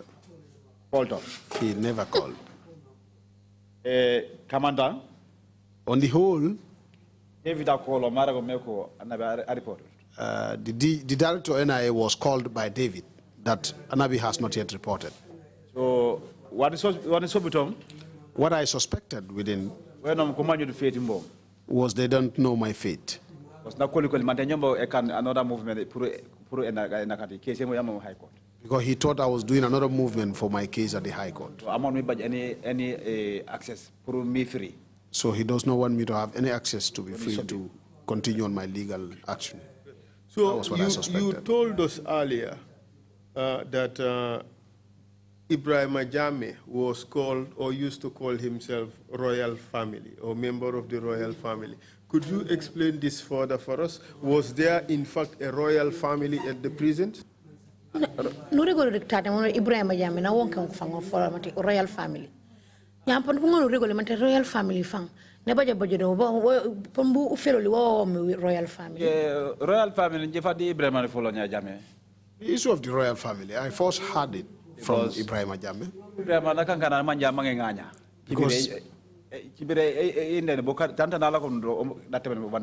Ibrahim is somebody that is very pompous. Wherever he is, he shows of himself. But if you see, or if you come to a conclusion as to why he was able to do all that, it was all possible because of the Director General David Colley. He was the one that always backed Ibrahim. Was it only Ibrahim Jammeh who was considered a member of the royal family at the prison? Ibrahim Jammeh royal family. He is the only one that I used to know about, and I know that he was called Royal Family. How about David Colley? How did he carry himself in terms of his powers at the prison? Yeah, David Colley dum obuna atebore meno broka bola anja e kane broka bolo di place wala. David broka o bagara te broka ni sinde yola. David took this work as if it's his family business. David wade ci la fam ku ciem ku wongeto director general de. During that time, some people would not even call him as Director General only. Mansa Koli ko wonke. They would refer to him as Mansa Koli. Because what suma kila. Because whatever he likes, Ida ko palo senior officers kola ida ko mamma wala ko mangot o wona jebe kane. whether the senior officers, that's the senior management, accepted or not, he would do it. There were people that would still advise him, but he would not listen. Director General The present Director General, Ansumana Mane, he used to advise, but he would never heed to it. Because David Obak ba feel like me akila kai wa suma kila dal wona na kandal. Because for David, he took himself like whatever he feels like doing is what he would do. Wada kila yo ko officer fam ku joja buroko. Because during that time, even officers, if they go to work, they are fearful as to whether they will return home or they will continue being prisoners themselves. That is why any officer that had closed lately, your family members would call to confirm if you are returning home or you are detained. So David So David was somebody that was very, very difficult within the prisons. Would you say that he was a measured Director General of Prison who respected the rights of people he worked with, or how would you describe him? Yeah, comme amana korsi mi David de manje yoli. Mante pano sumango ananu manje. Kuenu manji me ware mejo di kaswe di puma before mambe jack di bokanak kando murakabu kanko kulumiwo atebe tebi jack di boko mante o abunu joko meno manta ngari awonori bu fa David awonori bobu David would never think about that. David David, what he feels that is good is only what he does. Whether you accept it or not, that is what he will do. David had paraded himself as a lion. Even his senior management officers, that is the senior management, are afraid of him. If you see that the junior officers had no rights at the prisons, even if you are on the truth, or you are still afraid. Because David had threatened all the senior officers. Because that is why nobody had guts to talk to him. A lot of them went on voluntary retirement. Because of what? Because of because of how David used to parade himself before them and how he would parade them and insult, bring insults on them anyhow. If he wants to trouble you, he will cause you anyhow, and nothing will come out of it. Sorry. The prison was his personal fiefdom. He ruled it the way he wanted, and nobody could do a thing about it. What do you say to that? Kankanang prison, yo ka asofena mante lupo. And man mo o akile on suma meno mana suma meno mona tena me ma anita asanken hani for him. Correct. That is very correct. That is true. David took the prisons to be his family house. Because even sometimes he will brag that even if he leaves, anybody that will come after him, he will still have the orders to command that person. So that is why David favored officers. He's going and coming back to the office.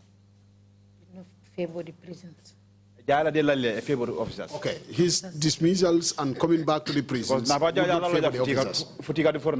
Because anytime he is dismissed, if he returns, he comes back with an infight. Me speaking here, David would never say that this was what Anabi did to me. Because I have no problems with anybody. I have been treating everybody equally. Wherever I am, everybody would know that Anabi is the one sitting there. The officers? Not for the officers. Not the prisoners. Not for the prisoners. Where do you think David got all those powers to do whatever he wanted in the prisons and nothing would come out of it?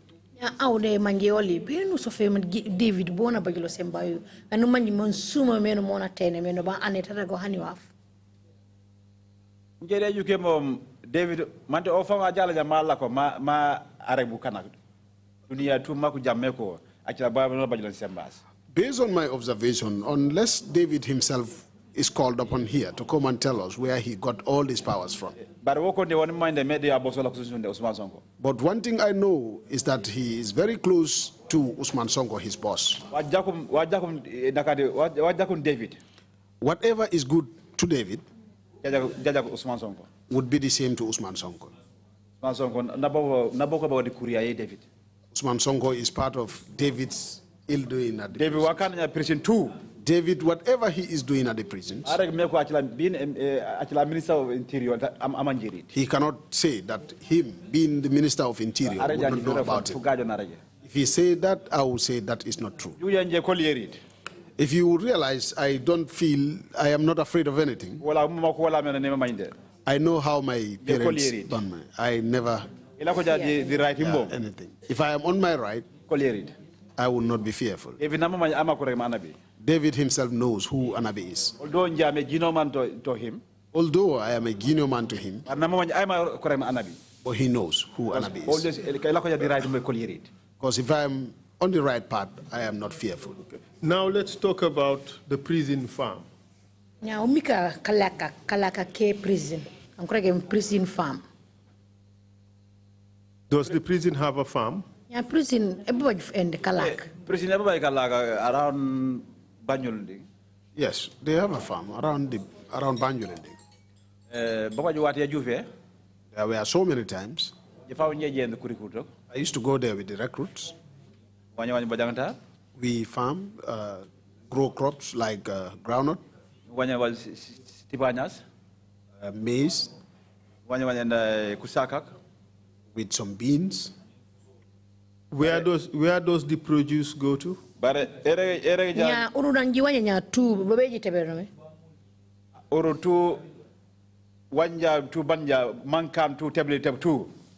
After the harvest, what I used to see is they take it to the headquarters. Headquarters, that is David's office. But from there,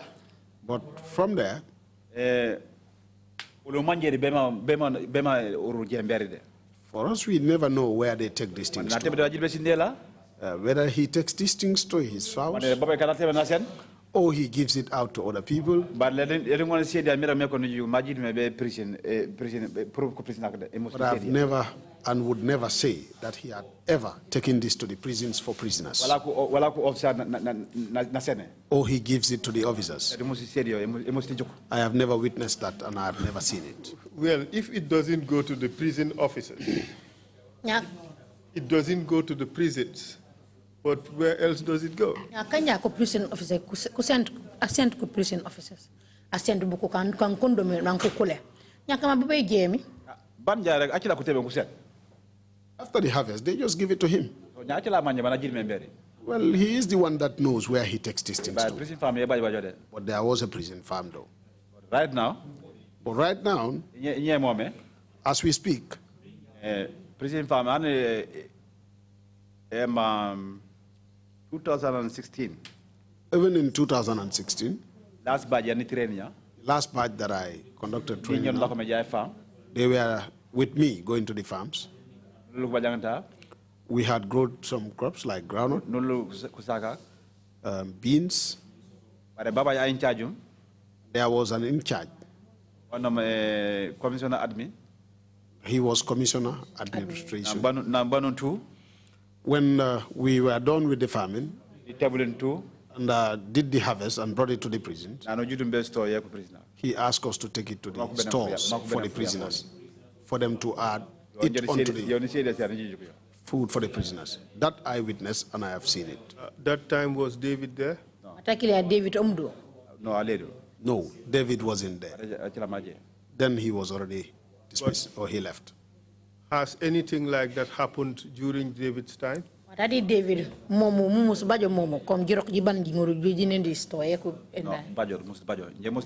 No, it had never happened. Let me say I have never seen. Even if it had happened, I've never seen. We have received evidence that all the harvest was taken to David's house.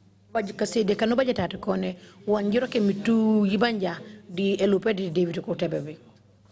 to Abdou. David can do anything. David. David. Maybe for you people that don't know him, but for us we know him. David can do anything. You painting him as a bad person. Have you ever seen a worse person than him? David come anajakut. Anajakut afange David. No, Yes. Since I was born, I have never seen anybody that is as wicked as David. And like it is, I'm sure the world would go to an end. I would not, or I would never see anybody that is as wicked as David. Because I'm a Gino officer. Because for me, that had been a junior officer to him, the kind of hardship I've went through. I don't even know what I did. And he cannot still sit and say, this is what I did. Right now. Our badge right now, not the president. We are only 5. And all the 5 personnel, they are above me. All of them are my senior. Mr. Chair, I have no further questions for the witness. So continue, now, finish, yes. So, if you look into those things, David would never be a good person. And even if he comes here, maybe if he speaks lies, I am not afraid of him. I am not afraid of him. Because David, if he sits, he used to say he is a pagan. He has no religion, no path to follow. So a person that has no religion, what would he be fearful? One last question. What was his relationship with Yaya Jammeh?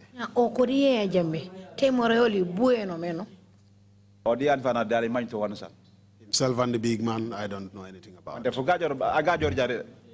Unless he goes to the big man and lie to him. Because sometimes there was some time ago, just the prison farms that you're referring to, then I was at the Janyambure prison. My younger brother, that was next to me, of the same family,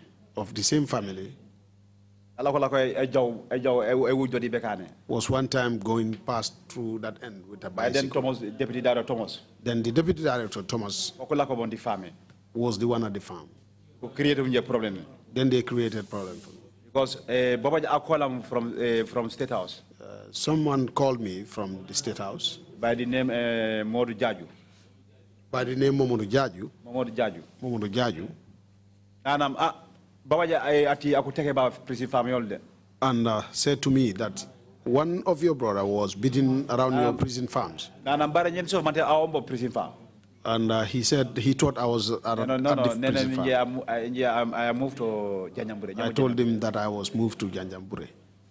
But they come to Kukoken Babe. It happened they had a plan. They had a plan for me to be dismissed. Janjambure. I was called back. When I came, I was told ene Thomas Nane deputy that Thomas said awrega anyela jano kandi kalaga ke prison that you asked that boy to go into the prison's farm anyalla mo jelo di telephone ko da jen and that you also insulted him on phone. nen Thomas ome Then I asked, where is Thomas? and Thomas being a deputy director nyemi jel akila I then said, Thomas being a deputy director, how would I inform you? no nen Thomas nje fa nje kolo I told them, no, I was the one that in fact called baba ya Thomas. kolam ne nane baba ji anyi e kan la ji baji bo problem That someone called me to inform me that you had a problem with somebody from Kanilai. so no sangi jani je jak bare kamana Thomas bu sangi jani tu We spoke very good, but on the whole, what I was discussing with him, he came to David and fabricated sin and said what had not happened. That I insulted him, that I was the one that instructed the child to come to the farm. Then those were the reasons I was called back from and said I was going to be dismissed. There were people close to the big man. Who is the big man you're referring to? I'm Yanifano Manuragam. The big man that I was referring to was Jammeh. Those boys were my brother. They knew about it, and that I was recalled, and this was what they planned to do unto me. The case just died up that way. I don't even know the head. Yeah, Jammeh intervened. Jammeh nanokin me to Merati Kasankana Koko. Kankana ya Jammeh Baba Furin Fanane Todal. Ankami case a cat. It's possible, but I could not confirm that. But this is how they asked me to go back. Because Jammeh did not even know me among my peers. He did not know me. You were at the prisons during the time of the female prison director general, correct? Oh, the prison is what I lock about me. What I kill an second prison of and the director of prison a second and I lock about what I kill our bo. Yes, I was. How would you rate her administration compared to David Collis? Nya broka bola be society officer man ko tebore meno o ko di David bunot mo kasuma ko yoli. No, could you call it fam? You cannot even compare them. You cannot compare them. That lady between heaven and hell. Yeah. Use those as In fact, what you are saying, that is how it is. Because that lady, after God, apart from God, 2007, she was the one that recommended for my sergeant promotion. Or promoted my sergeant rank. I was promoted to sergeant. Because she went and realized that my people were starting fights against me. She does not know. I don't even also know. But then she brought me close to her. Don't talk about the personal interest. We are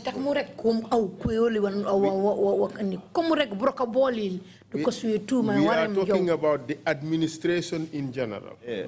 How she managed the place as compared to how David managed the place.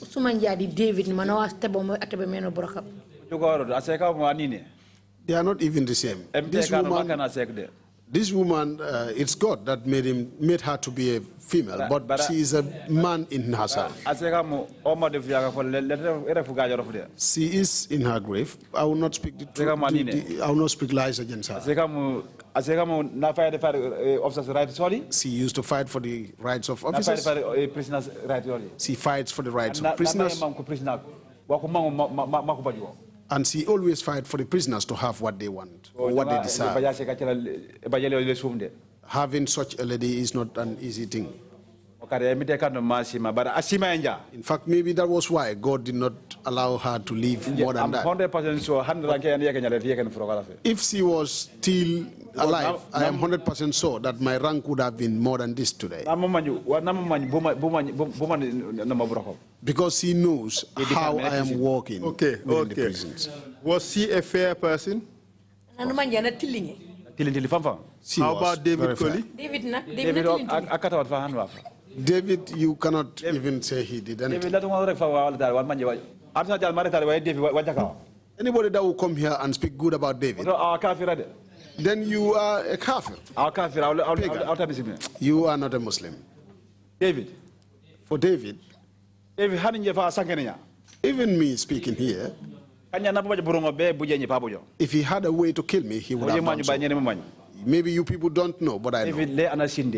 David is not somebody that you should not even compare the lady to David.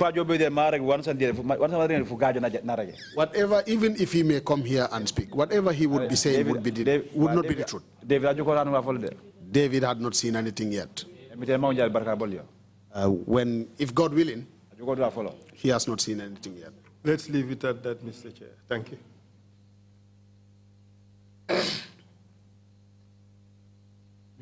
Musical chair among hijackers of the state. Gambia was hijacked. The stories that we're hearing here, it is incredible.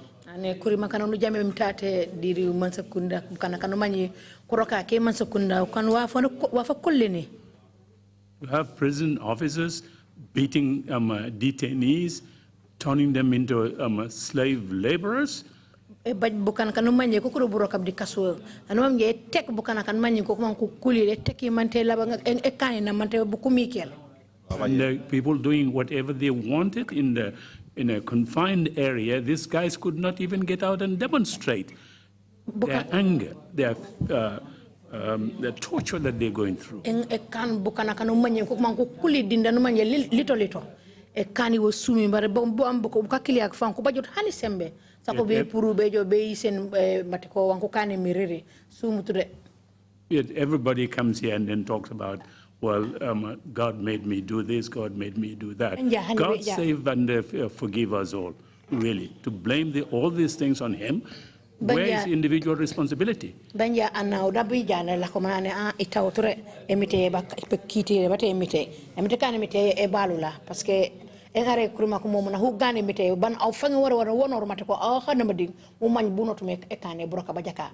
Our provision in the act perhaps would temper our reaction to some of these things, that we are here only to create an impartial record of violations and abuses that have occurred in this country, 1994 to 2017. Nane bar hanu jike ja oli broka boleli bo engese tonya ya no manyi mi tonya tilingay pour kajom katmi e baje mbe ko jokku mate ko uru kankan tarike no manje tarike sete o waboje dire mo famolla kabiri 1994 ante bejo be 2017. I hope everybody in the Gambia is listening to these revelations that we have been hearing these past few days, what's been going on with detainees, and that they would all turn, I hope, to the Never Again campaign. You can't have this kind of thing happen in the country again. Na film man ko Gambia tan ko nya ko baka yintine man ko maj kuye la ko me kay jaawore dire Gambia no kuye no mani me rek me e jaay dire mo famu pour man bi annonce na baj ka xama ko matiko ur kuye wara falling pour man ko Never Again campaign e kilia e juma annonce na falling anu mani wo jakut ana warenta tama ndori mo famolla. Commissioners, if you have any questions, then we go ahead and start with Bishop and then move on this side. Bishop, you have the floor, please. Thank you, Chairman.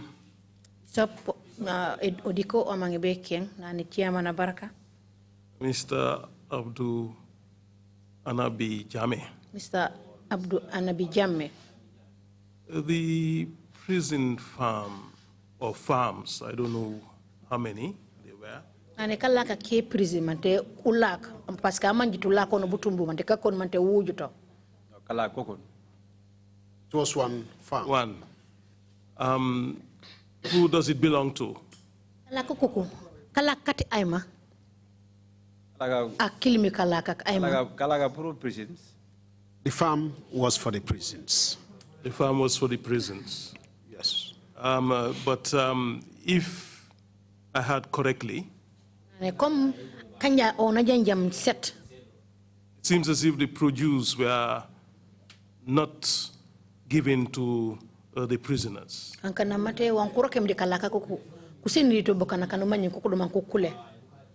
di kasoe. Just not your head, I'm not too sure. Nano jabi tak mu umde fulingi fuko folike busanke mante hani. Yes, that was what had happened. Well, that could have been one of the reasons why they have poor diets in the prisons. Ane oto udu popanka wa fanumanye benendi furia fanumanye mokami furia fuja ko to ferang be kunda kan manye ko man ko kulido ko prisoner man ko kulido di kasoe. Another thing. Egambo internet. Was the farm work part of your job description? Broka badika laka do po do ka broka bolu matiko a prison officer do ko safi matiko broka bolu bo buru di broka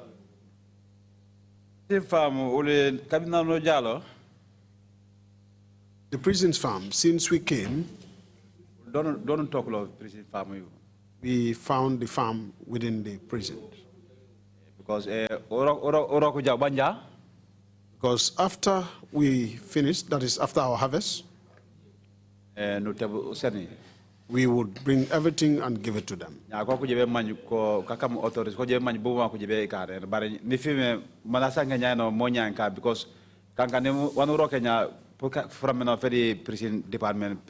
So we bring it and deliver it to the authorities. But I believe what you just said should have been what they would do, so that the food that would be served on the prisoners would have been an easy thing.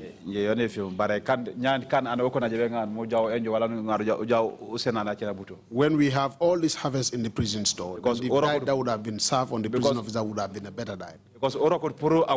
Because we did not do the work for one person, so we believe it should not have gone to one person. With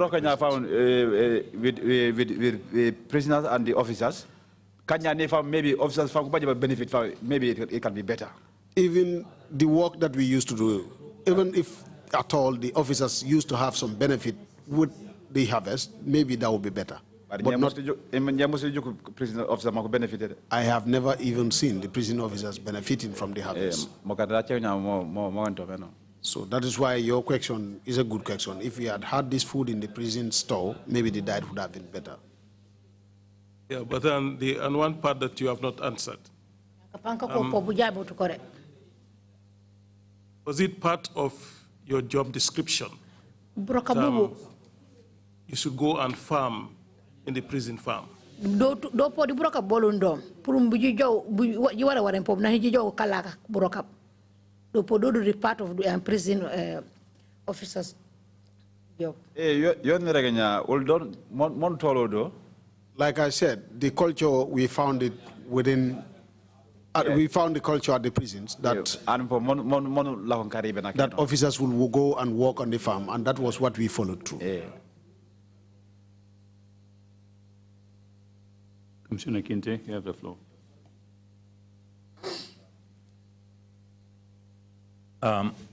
Anabi, Commissioner Kinte. thank you for your deliberation. I recall when I was in Armitage High School,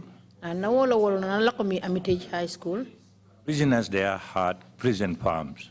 Prisoner Kebo, prison farms. They had a garden along the riverside. And also a number of rice fields.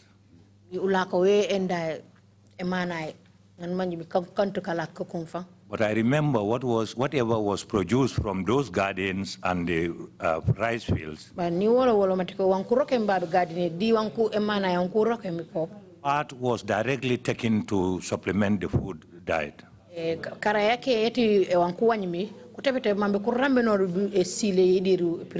the other part will be monetized, still also directing to improving the diets and general welfare of the prisoners.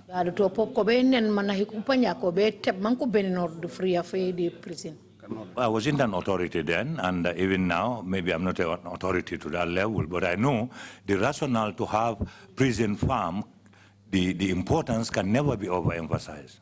And no, I can't a prison officer, but no prison officers. Apart from the food benefits that can be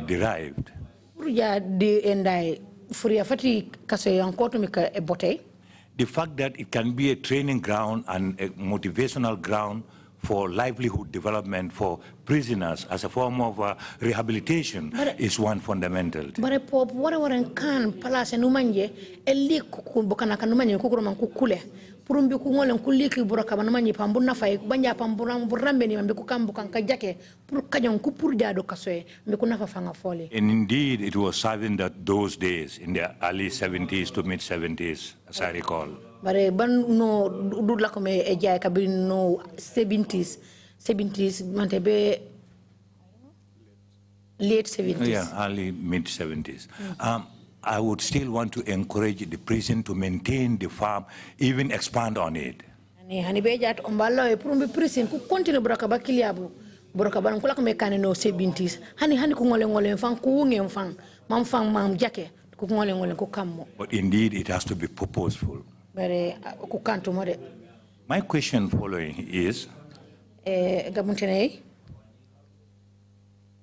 David is monopolizing the produce from the greater Banjul area, or precisely from the mile 2 efforts.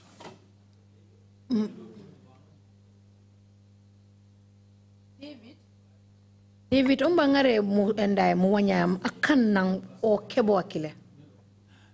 Do you have any idea whether a similar thing is happening in Janjambure and probably in Joswang? Mante pungolu regere mante kuwe David atamandi nyamomu. Fasonga yekile yombe jai Janjambure di Joswang prison. Yo Varsankanya. Yo Bajot. What you have said is not what had been happening. Because Janjambure, as you rightfully said, the Joswan and Joswan,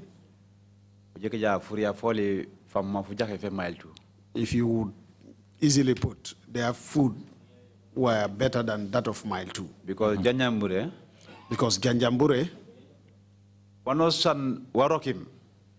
anything that they harvest would be taken straight to the stores for the prisoners, for it to complement each other. Even if they have shortage like yesterday, but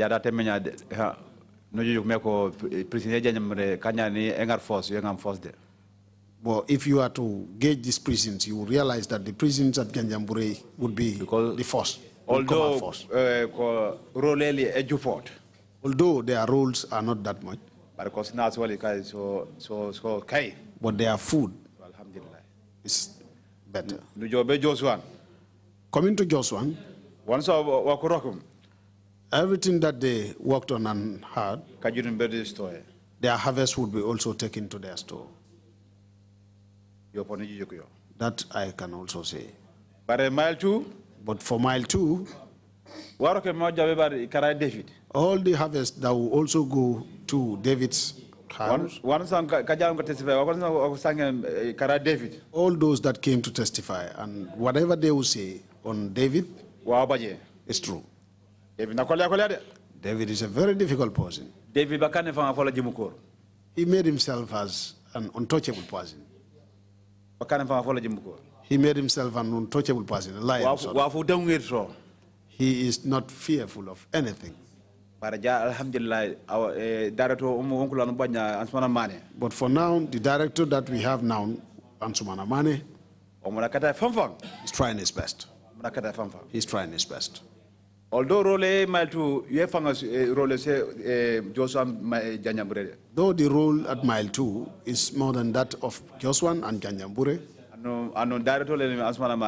and the director, Ansumana Mane, whatever the purpose of he will always leave his office to go around checking. Before he even came here to testify, not for once or twice, I saw him go around. What he talked about sometimes used to happen in my presence. The prisoners are human beings like us. We should not be looking at ourselves as if we are in uniform. If I hear anybody doing anything bad to any prisoner, I will just use the law. What David akan mu fuken. What David did to you people yesterday, I will not do it. Because I know that is not in the law. That is why Ansumana Mane is doing his best. Now, all officers are comfortable. He is not disturbing anybody. Unless those that would disturb Ansumana Mane. For Ansumana Mane, unless those that would disturb him. But I can say he's definitely doing his best. Abdou, again, my next point is going to be a different line. We have learned that David uses recruits in implementing the tortures. And you told us that a number of times you have been deployed at the training center because of your ability, what you did in training, and so on. Also, it was evident that during the time of Ibrahim, Jammeh, the recruits were used in the torture. During the time of Malang Tamba, I believe, I'm not sure whether I'm correct with the name, recruits were used in the tortures. Could you tell us whether for any one moment during your own time as an instructor, recruits were used for any form of torture or malpractice?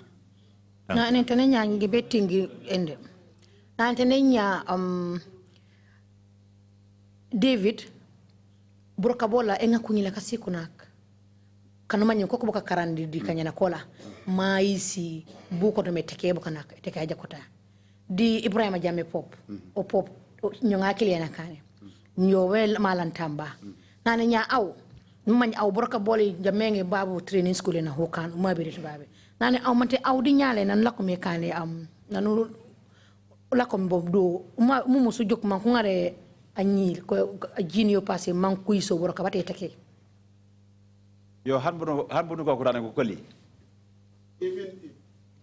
even if they were drunken, they would not do that in my presence. Even if anybody among them was my senior, immediately you took that action, stop it forthwith. I will stop that forthwith. They knew that about me. I do not take any nonsense. And even the trained me to be an instructor. Even the one that trained me to be an instructor had never trained me that way. So let a man they can just a so-called instructor. So I will not accept. I will not accept all the recruits that are under me, or they bring a so-called instructor to the school. I will not take it today, I will not take it anytime. And they've never done that in my presence when I was What I've been saying at the commission here, I told you I am not afraid of anything if not for God. So, I will make that very, very clear that they are not even crazy enough to do that. Thank you very much, Abdou. Ana baraka Abdou. Commissioner Kinte, you made me nervous temporarily when you mentioned Hermitage High School you went to and the prisoners working here and there. I thought you were going to say they had half of their produce and the other half went to Hermitage. I'm glad that you didn't get to that. Hermitage has been, still is the best high school in the world. They wouldn't do that. Gambia High School guys in St. Augustine's and St. Joseph's, they can say whatever they want. Hermitage is the best high school in the world. Imam Jallo, you have the floor, please. Yes, sir. Stories I've had in the last few days.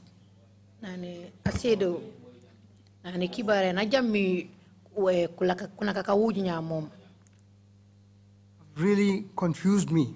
Nani kibara kile jahase bigeta bumbum. Seems the prison was really a center for slavery, for torture, and for no respect for humanity.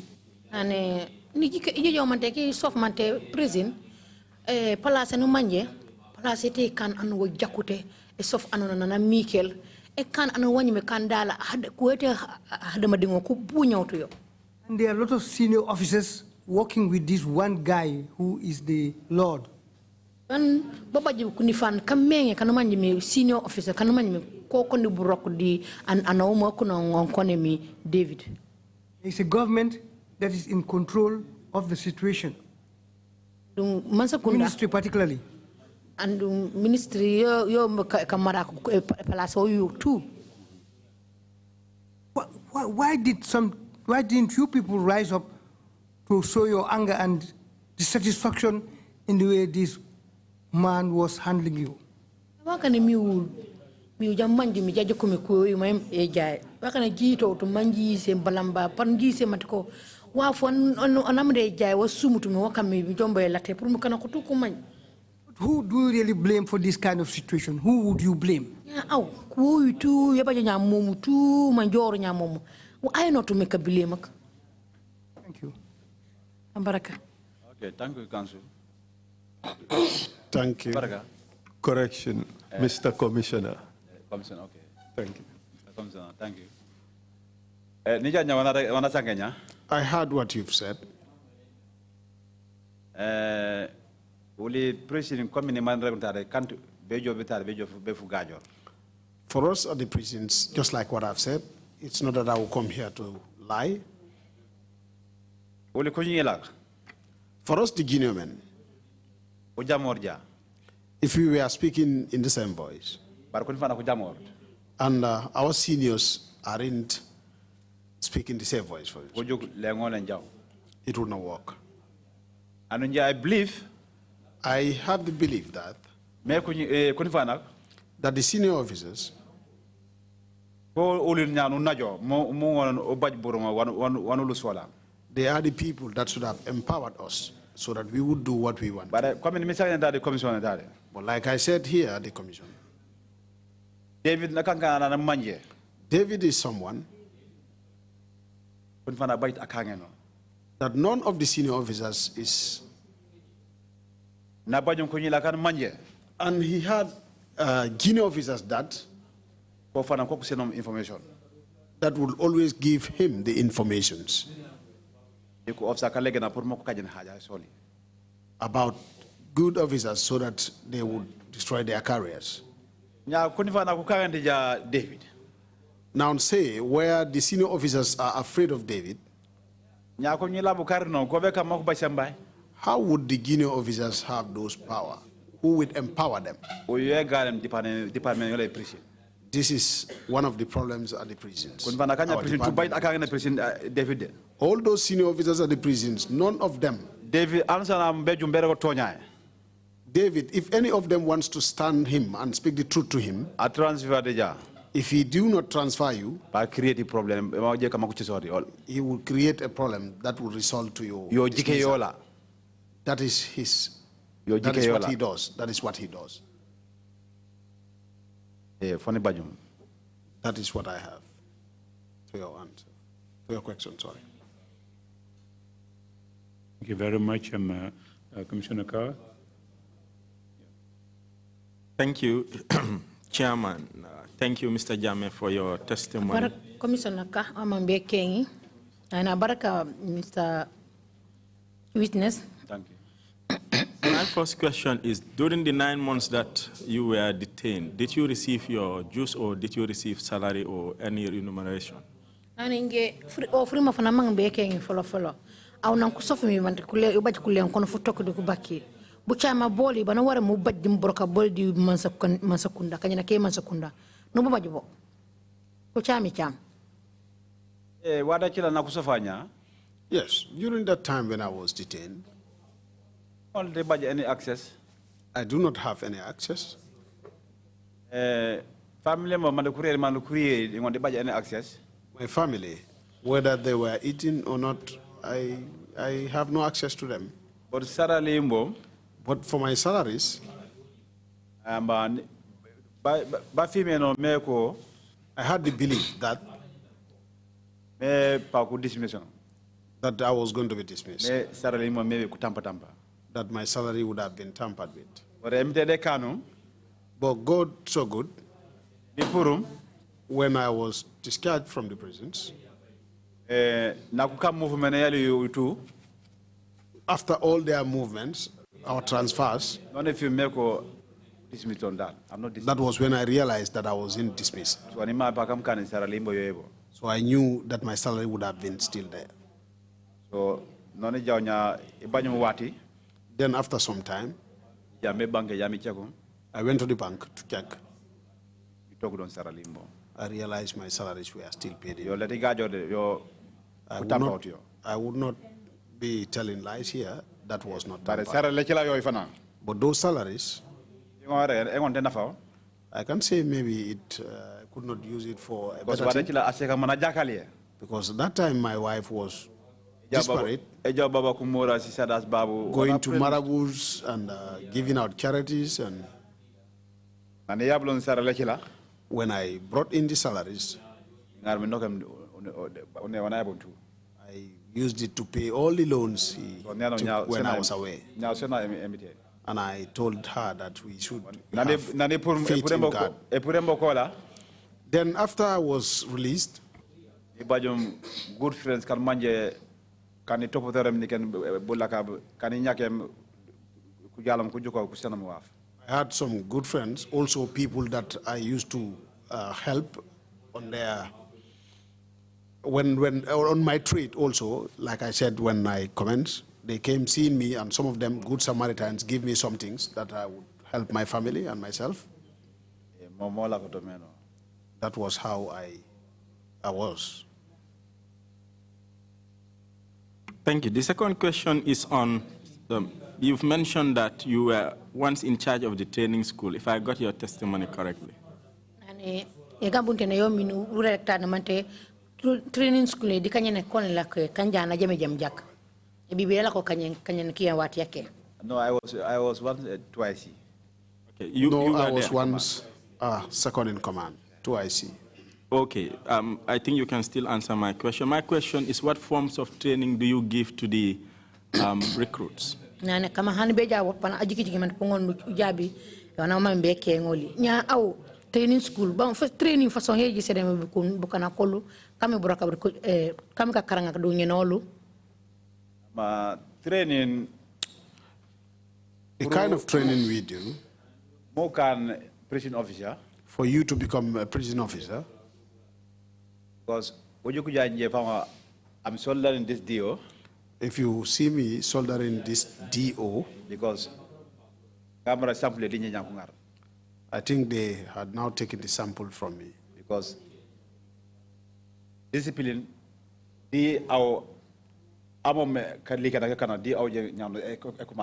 because the discipline should be first inculcated in you, the instructor. Because can you about your discipline? Because if you, the instructor, had no discipline, you would not or may not be able to train anybody. Then you would have messed up big time. That was what happened to Ibrahim Jammeh. Ibrahim Jammeh did anything about the school. Ibrahim Jammeh did not know anything about the school. He only needed the position. But about any experience in the school? But he has no experience in the school. That is why, for us, the way we train these officers, no train. We train them so that they will be able to know the job.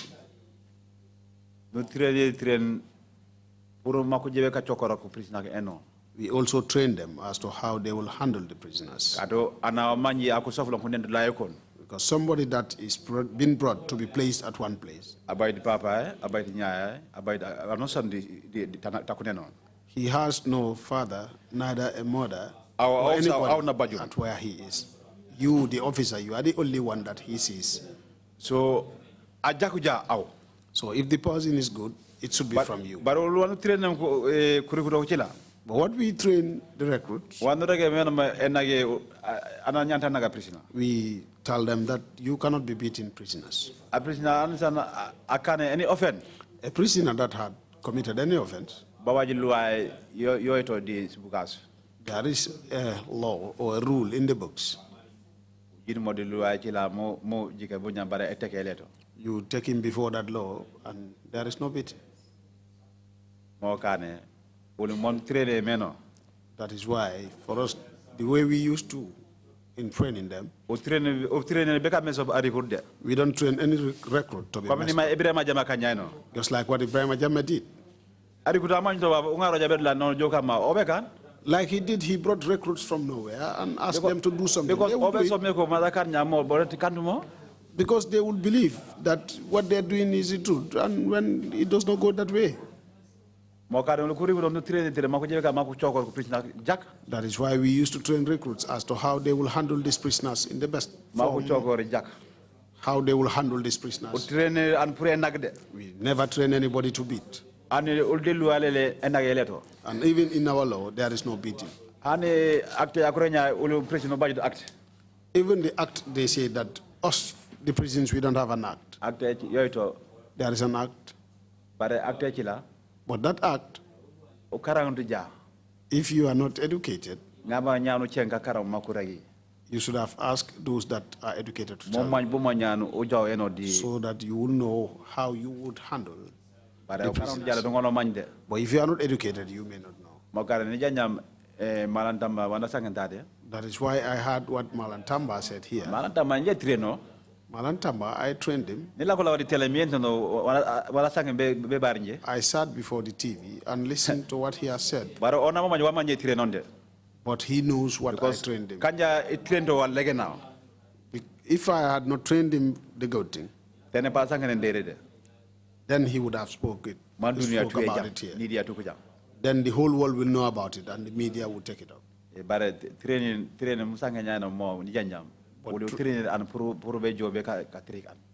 But for the training, what you've said, I heard you. We don't train anybody to be brutal on anybody or beat anybody. Thank you. And this is the final question. Maybe just in your concluding remarks, you can think about prison reforms, especially for the young prisoners out there. When we visited the prisons, I believe this was last year, we saw a lot of young people, and we are told there are skills training there. But I just want to know how you can enhance their productivity after serving their prison sentences. You can do this in your concluding remarks. Thank you. And if we for amount onja sene free mafia fala banga nu kamforo mpu dotu me sene yamare mambi ku baba nyam prison officer mbi ngole ni rambeni man kampala san manje fange tane nyam mom ona ajujo be babu prison yang kono jibinay ban ku kulem ko nyila na joko bayeno meno banna na jamate ko baba si metti san kono ka karandi ko nyila ko do nyana mama mpu onja ka sankena ko li kala banga nu sensi yamara sanatu me kane sankot ekane do pro mbi ko ngolen ko rambe mando fang su mecha sole si fama si jake mbi ko ngolen kanku ni katu me pour le man ko nafa fanga fole. Imam C, you have the floor, please.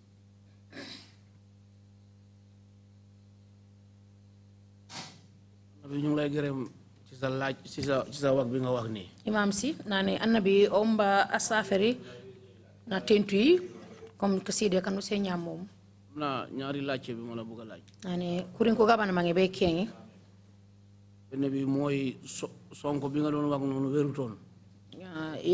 folo yom mi sonko an lok me rege no na juuteen dooroon noonu an ku tek mi ñam moom naka la mujjee ya o ku wela bune la bangi no Sonko is fine now. But still now But he is still weak. He is not that strong. If I can recall, last week Friday, just last week Friday, he was taken to the hospital. I saw him being escorted to the hospital.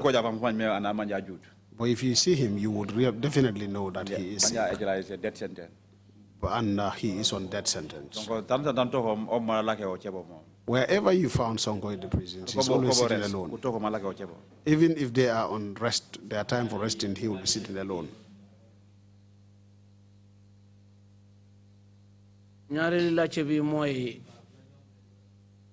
mobile biñ la tuumal noonu mooy bu Lamin Jaa waxoon noonu Nega mutene yo mi kuete mobile yang kugani mi momo yang laminja asanki mi kuete yo.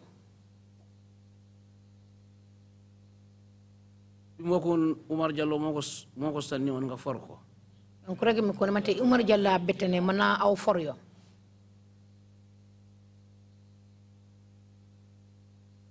Mobile bobu lañ la tuumalon yang ko amé. Mobile yo ko gani mi yo ngalam ka sanki nak. Ante yeri kanyana koli hani be jat. Mobile kila yo kutumalam yo kanga wan manje wa bajot. Yes, that's true, but that has never been the truth. Was a plan ku setan dal. It was a plan that I was set up. But emite fail a plan early. It was only God that had made the plan to go off. Mobile. Because they knew that the phone, the security wing, there shouldn't be any phone. Plan early. But their plans, God failed it. Because what they've planned all failed.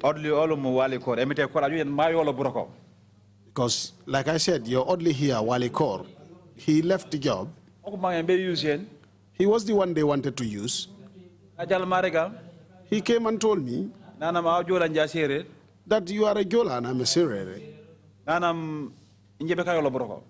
That I was going to leave, I was going to resign. That if I did not leave, that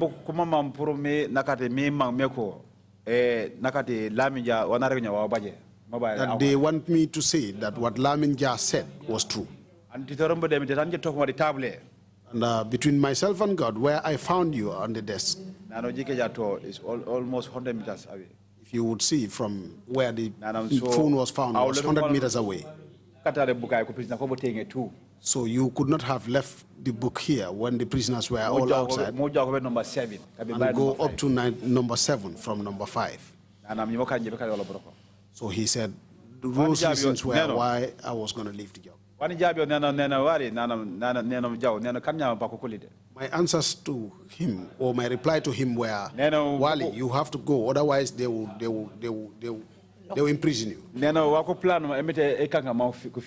I told him what they planned. Because the phone they're talking about, if they had got it in their hands, then it would have been mine.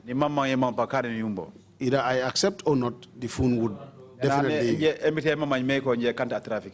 And God knows that I am not a trafficker.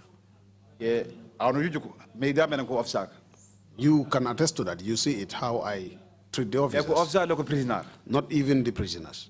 The officers. My advice is to them, even at the school, don't bring. Don't take it back. For the prisoners, my advice is to them,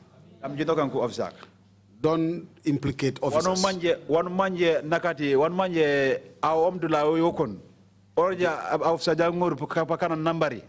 Whatever you know that you are at one place and you ask the officer to go and bring it for you, you know that will bring troubles for the officer. Don't ask officers to do that. Because if you do,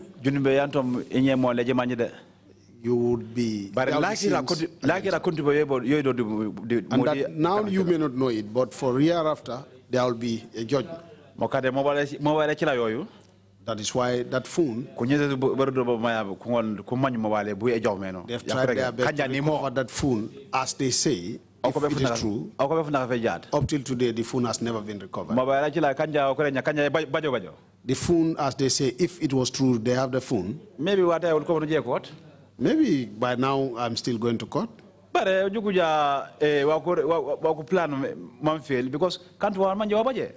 But because their plans failed because what they've said was not the truth. But it's Sakusafum. But what they caught, this standing. With standing. So I've never been so. Because they said they've got some phones with Stanley and only one was left, which you had. But I've never seen those phones still. This was the reason, or these were the reasons why Wali Kor had to resign.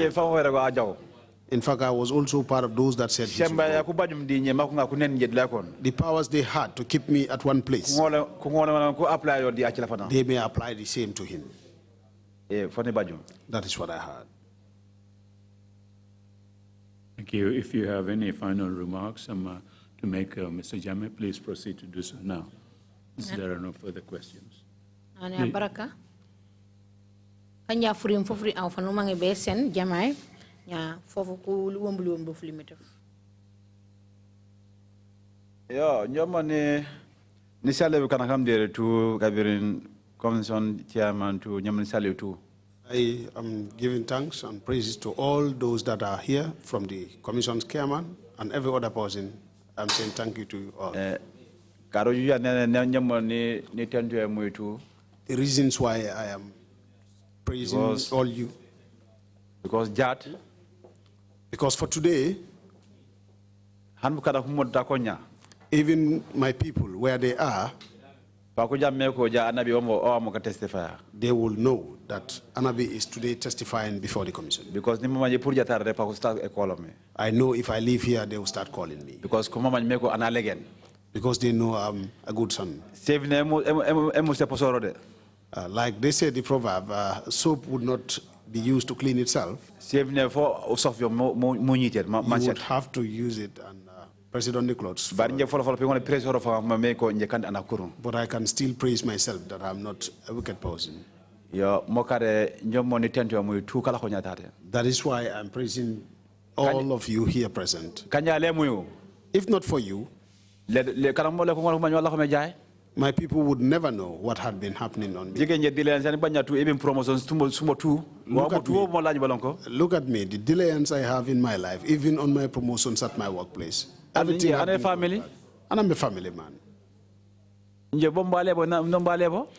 My father is not alive, and my mom too had died. But I had brothers and sisters that I started taking their responsibilities for some time now. That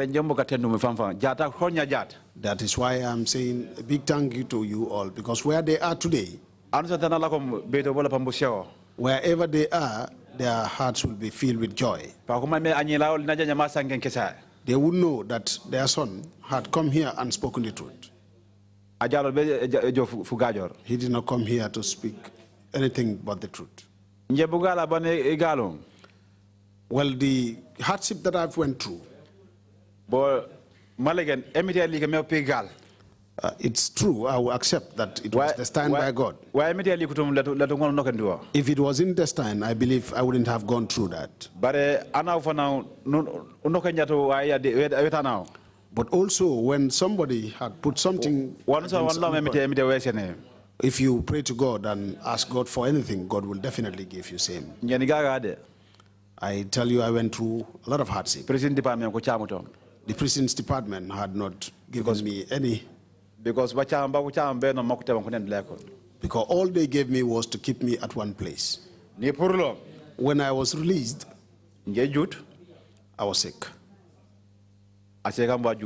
My wife too is sick. My mother sick. It happened that my mother was admitted at the Canifing General Hospital. This was in which year? 2016. 2016. He was admitted at the Canifing Hospital. Approved. He could not survive it. 30th November. 30th November. 2016. 2016. She died. After that, my wife's sickness became that works. What I realized within, because stress was that maybe she underwent through a lot of trauma. That was too much. Because the High Court. Because at the High Court, I was not called upon to testify. David wasn't also called upon to testify. The court not make bail on 3 million. She was told that I was supposed to be granted bail in the sum of $3 million. When I came out of the prisons, that was when I knew. She said to me that it went for a week, that he has to have headache all. So Then she started having pressure. Di kan nafinto. Then along the way, she became sick and Bundung hospital. I took her to Bundung Hospital. From Bundung To Serekunda. Serekunda Hospital. Serekunda Hospital. Serekunda Hospital. From Serekunda Hospital, Banjul. she was referred to Banjul. Banjul Omdo. Banjul. Jam Tebeno. Then it became a little good. She was discharged. We went back home. It started again. We went to Sibanor. From Sibanor, she was referred to Buyam. From Buyam? From Buyam,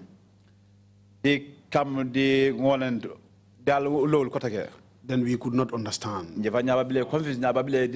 Then I was confused and I was discouraged. That time, she was still alive. But the condition, as I saw it, I had no hope. We were referred to Banjul. At Banjul, whilst we are still at the hospital, when we brought her to Banjul, she was like already a dead body. She was already a dead body. God helped us. Up till she passed on. Sorry. Up till the sickness was like she got some cure. Then I had the confidence that she was now okay. Then one day I was with her chatting. She told me to go and check on the children. Then I asked, should I go and check on the children? Then I told her she should wait until I perform my Maghrib prayers. Then I will go and see the children. She insisted that I should go. I said, no, I want to pray first. Then she insisted. I told the mother, her mother, because I was with her mother. I told the mother, go and pray. When that one went and performed her prayer, then she returned. I also went. After I completed my prayer, I returned. She asked me to accompany her to the toilet. When we returned, she said I should bring a bucket of water to wipe her body. I did that. She asked me to use seared butter to. When I did that,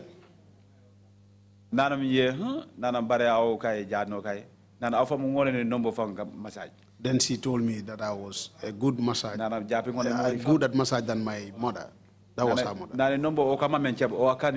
She said my mother used to do it, but not as well as you did it. Then she said, maybe today I'll be able to sleep. We continued.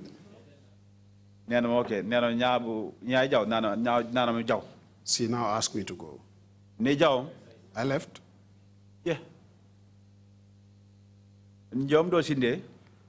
Whilst at home, around 12.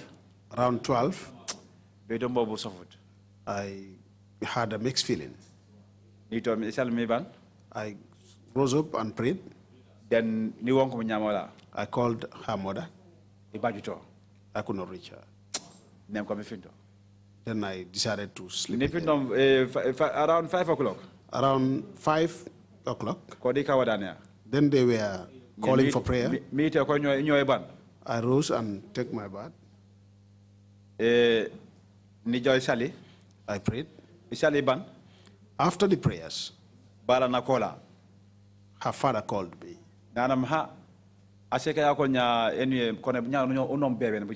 And said, for your wife, they just called to say you should buy some other medicine.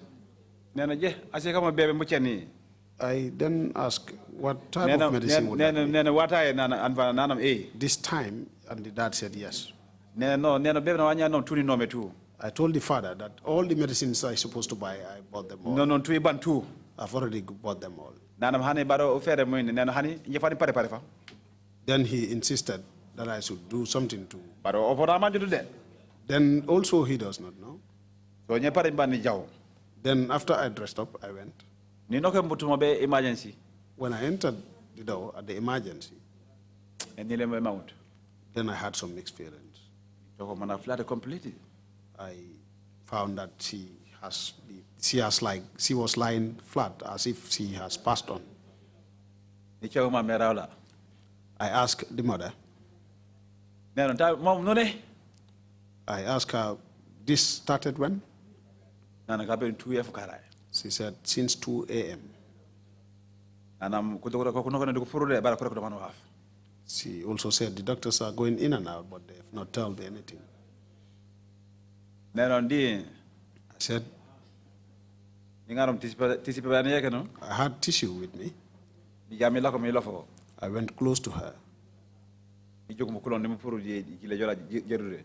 I saw like she had some tears coming from her right eye. I used the tissue to rub that off. I called her. She wanted to speak, but she could not. I continued calling. She cannot still.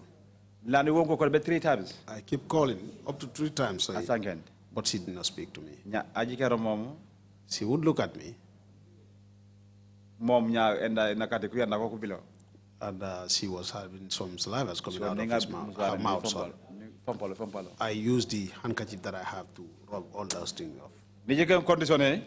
I looked at her conditions. I know it wasn't favoring her. I left. I went outside. I called the father.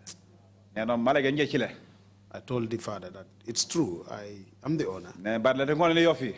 But I cannot hide anymore. My wife had been going through a difficult time. He asked if she is still alive. I said, yes, she is. The father would not call my name. He only refers to me as only Jammeh, up to today. See, he asked what had definitely happened. I said, no, she is still. He insisted, Jammeh, just tell me what had happened. So whilst I was still talking to him, when the father had passed on, he had collapsed and fell down. Maybe fainted. So, then I came out. I called my brother. I asked him to come. I asked him where he was. I thought he was in Kanilai. On the whole, he wasn't. He said he was in the Yundu. When he came, I told him, now that you have seen, he said, yes, I've seen for myself. I told him, Sire wants to leave me with the children. I said, but I said, Sire, I had no hope.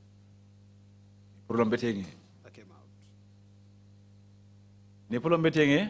When I came out, I went in. Sire was still alive. Then after some time, her elder brother came in and asked me to go sit outside. I went outside and sat where he used to sit. I was still there. In about 10 minutes, she died. So that is why I am somebody that had gone through a lot of hardships. If I had no faith, I'll have a problem. Like this time that I'm still talking here, I would have. Because herself and my mother, I would say it's about 5 months. That was between the two.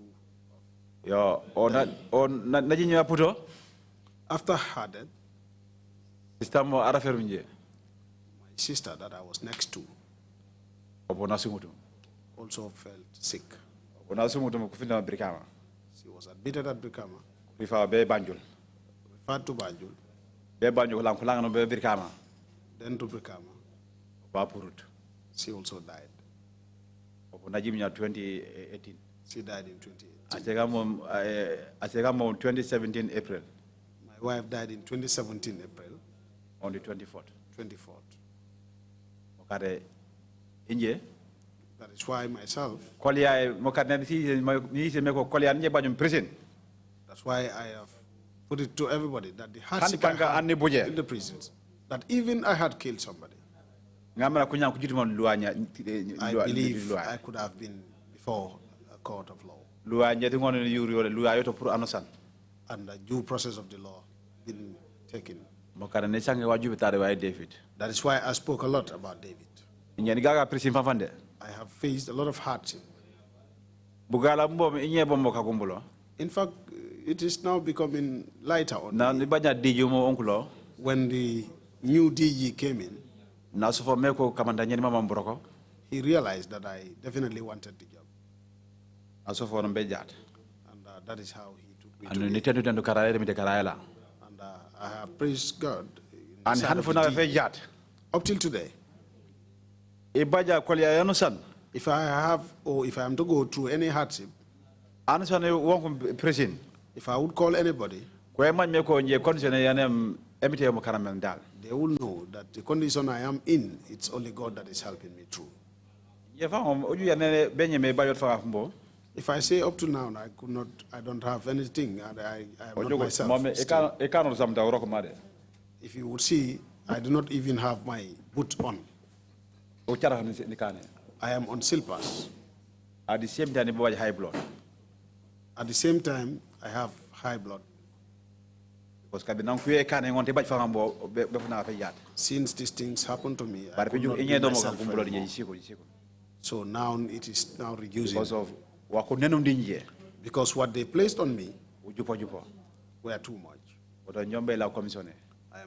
I'm appealing to the commission. Prison department. The prisons department. Prison Kugaga.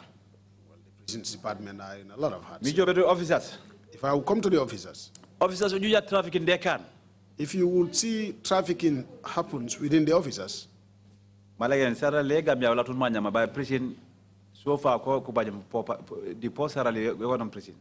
truth is that we all know the salary scheme of the Gambia, but the prisons, that's just the poorest. The way you go to work is the same way you come home. You will never go to prisons and hear that somebody was given $5. I am pleading to the commission as to what they could do to help. Without that money, the prison officers are in a lot of hardship. Prison officers? For the prison officers.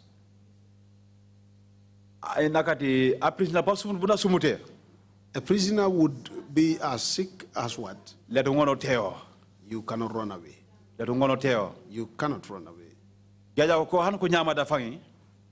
was a time, even those that are mentally imbalanced, for those of us that are experienced, when we go and talk to them, they will be okay. They will but the small boys that had no experience, the junior officers, if you go and wanted to talk to them, right, he would bring his kemba pot and pour it on your uniform. And you all those are hardships that we face at the prisons. That is why if I come here and I do not speak, the commission would not be able to know the kind of hardship prison officers among us, the prison officers, we had good prison officers and also we have bad prison officers. That one is a fact. It's a fact. Even in a herd of cattle, there will be some that are bad and others that are okay. So therefore, managing human beings would be the most difficult than but all that, we are still doing our best and continuing with them. That is why I want the commission prison department to look into the prisons department. Coming to the prisoners. There are good prisoners, though, and also there are bad prisoners. And you And wherever you go, that is just a fact. Because those that are not good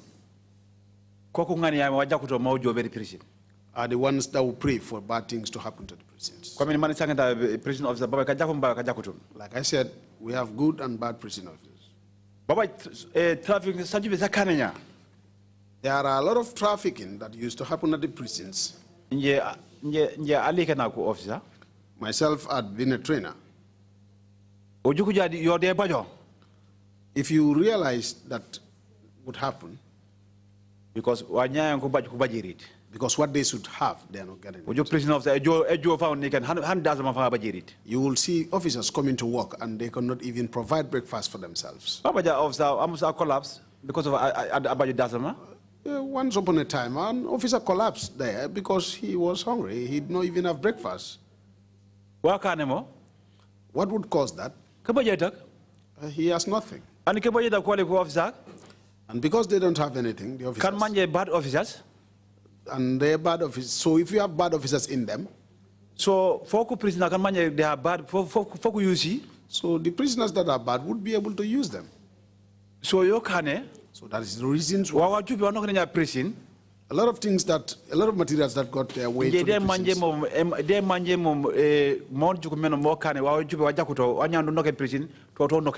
I will conclude that this is what they do. They take advantage of those officers so that they will bring them those things to the prisons. Because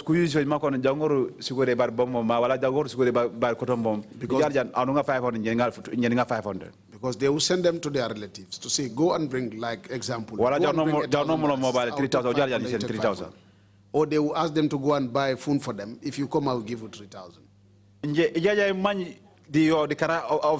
If I would know that on the side of the officer, I call you and talk to you. If I also know that a prisoner does that, I will call you, and if I want to call you, either someone next to me, or someone next to that one, so that he will serve as a witness. Because of one prison. Because at the prisons, you alone and the other one also alone, that is one-to-one. If you are not careful, you will not... Because time is David. Because David's time, during David's time, he would not listen. If he hears about any officer having any problem, immediately. He takes action immediately because he has the power. And I believe there should be an investigation. Because there is a law. But no. You come prison officers prison. That is why prison officers that voluntarily discharged from the prisons right now right now, as I speak, they are more than those of us that are still at the prisons working. They are either with the PIU, police. They are either with the police, immigration, with the immigrations, army, with the army, drug squad, with the drug squad, Subundas to fire service, Subundas to all these departments that I have counted. If me, Anabi, the Holy Quran that I swore to, this is false, 100%, but I believe 100% what I'm saying is what happened. They had all resigned. Because of trafficking. Because of trafficking. That is why I'm pleading to this commission. What would happen? That the officers, I am not saying all of them would, but what they should have, what their entitlements are, we are now placing all our hopes on you, the commission, to help. When this commission was formed, that was when we realized that we had a room. Because yesterday, like I said, let's say nobody knows about what is happening. Because the leader, that is our director, he has all the powers. You have no way to talk to anyone. Even where you are on the right path, you cannot still talk. That is why I'm pleading to this commission. Juvenile prisoners. If we come to juvenile prisoners, I am still pleading to you. What should happen to the small kids? Those are the juvenile wing. What would happen, for instance, if they are discharged? So that they would have good, because they are young. So Obaja support the commission yolo. If we have the support from the commission, myself, Anabi, and others, the Director General, and even the Director General, he will be happy. Because where the director is, he needs something to be helped. But he does not have it. But this is why, now that we are here, we should speak the truth between ourselves and God. Prisons at the juvenile wing, you should help us. What should happen? That if the kids leave the prison, that is, if they are discharged, that they will be able to integrate into society. And they will do what others are doing good. But if not that, we will have failures. And at the prisons where we are,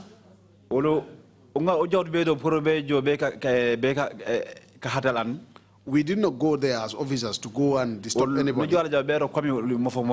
We only went there to work because it's our country. We are not expecting that anybody from outside, like a foreigner, will come and do the work for us. That is why even myself, I had this belief that we can still do it. That's why I still remain in this camp. That is the reason. All the difficulties, others will be skeptical as to all these difficulties, these hardships that I endured, and I'm still back there. Sometimes I have this mind, mixed feelings that should I leave? As a family, but I will still say, as a family man, let me just continue. And I will have this faith in God. Then I will pray and praise God. Because if I would do that,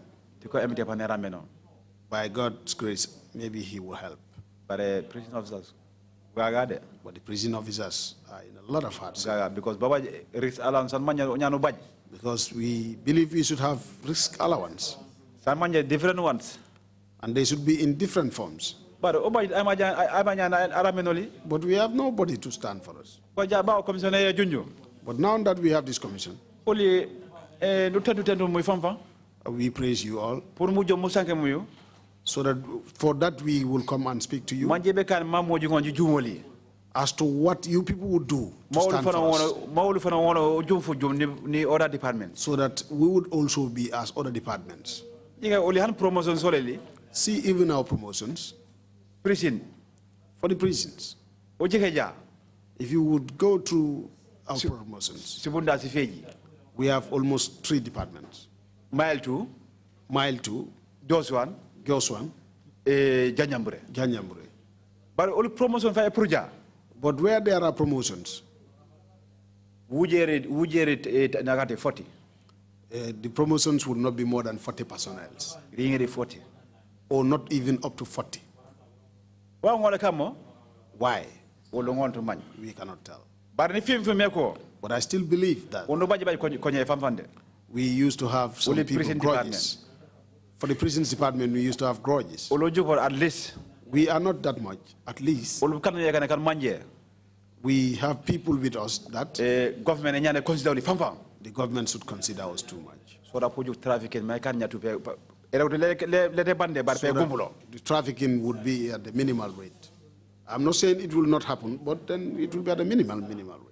You're the commission. That is what I'm pleading to the commission. Chairman. So that is what I have, Mr. Chairman. Thank you very much indeed, Mr. Jammeh, for your testimony and the remarks that you have just made, the suggestions here and there. I hope they would help us in coming to our conclusions and the findings and reflect them in our recommendations. But thank you enormously for coming to testify before the Commission. This brings us to the end of our proceedings for today. We will resume tomorrow morning, sharp 10 o'clock. Meeting's adjourned. Thank you all.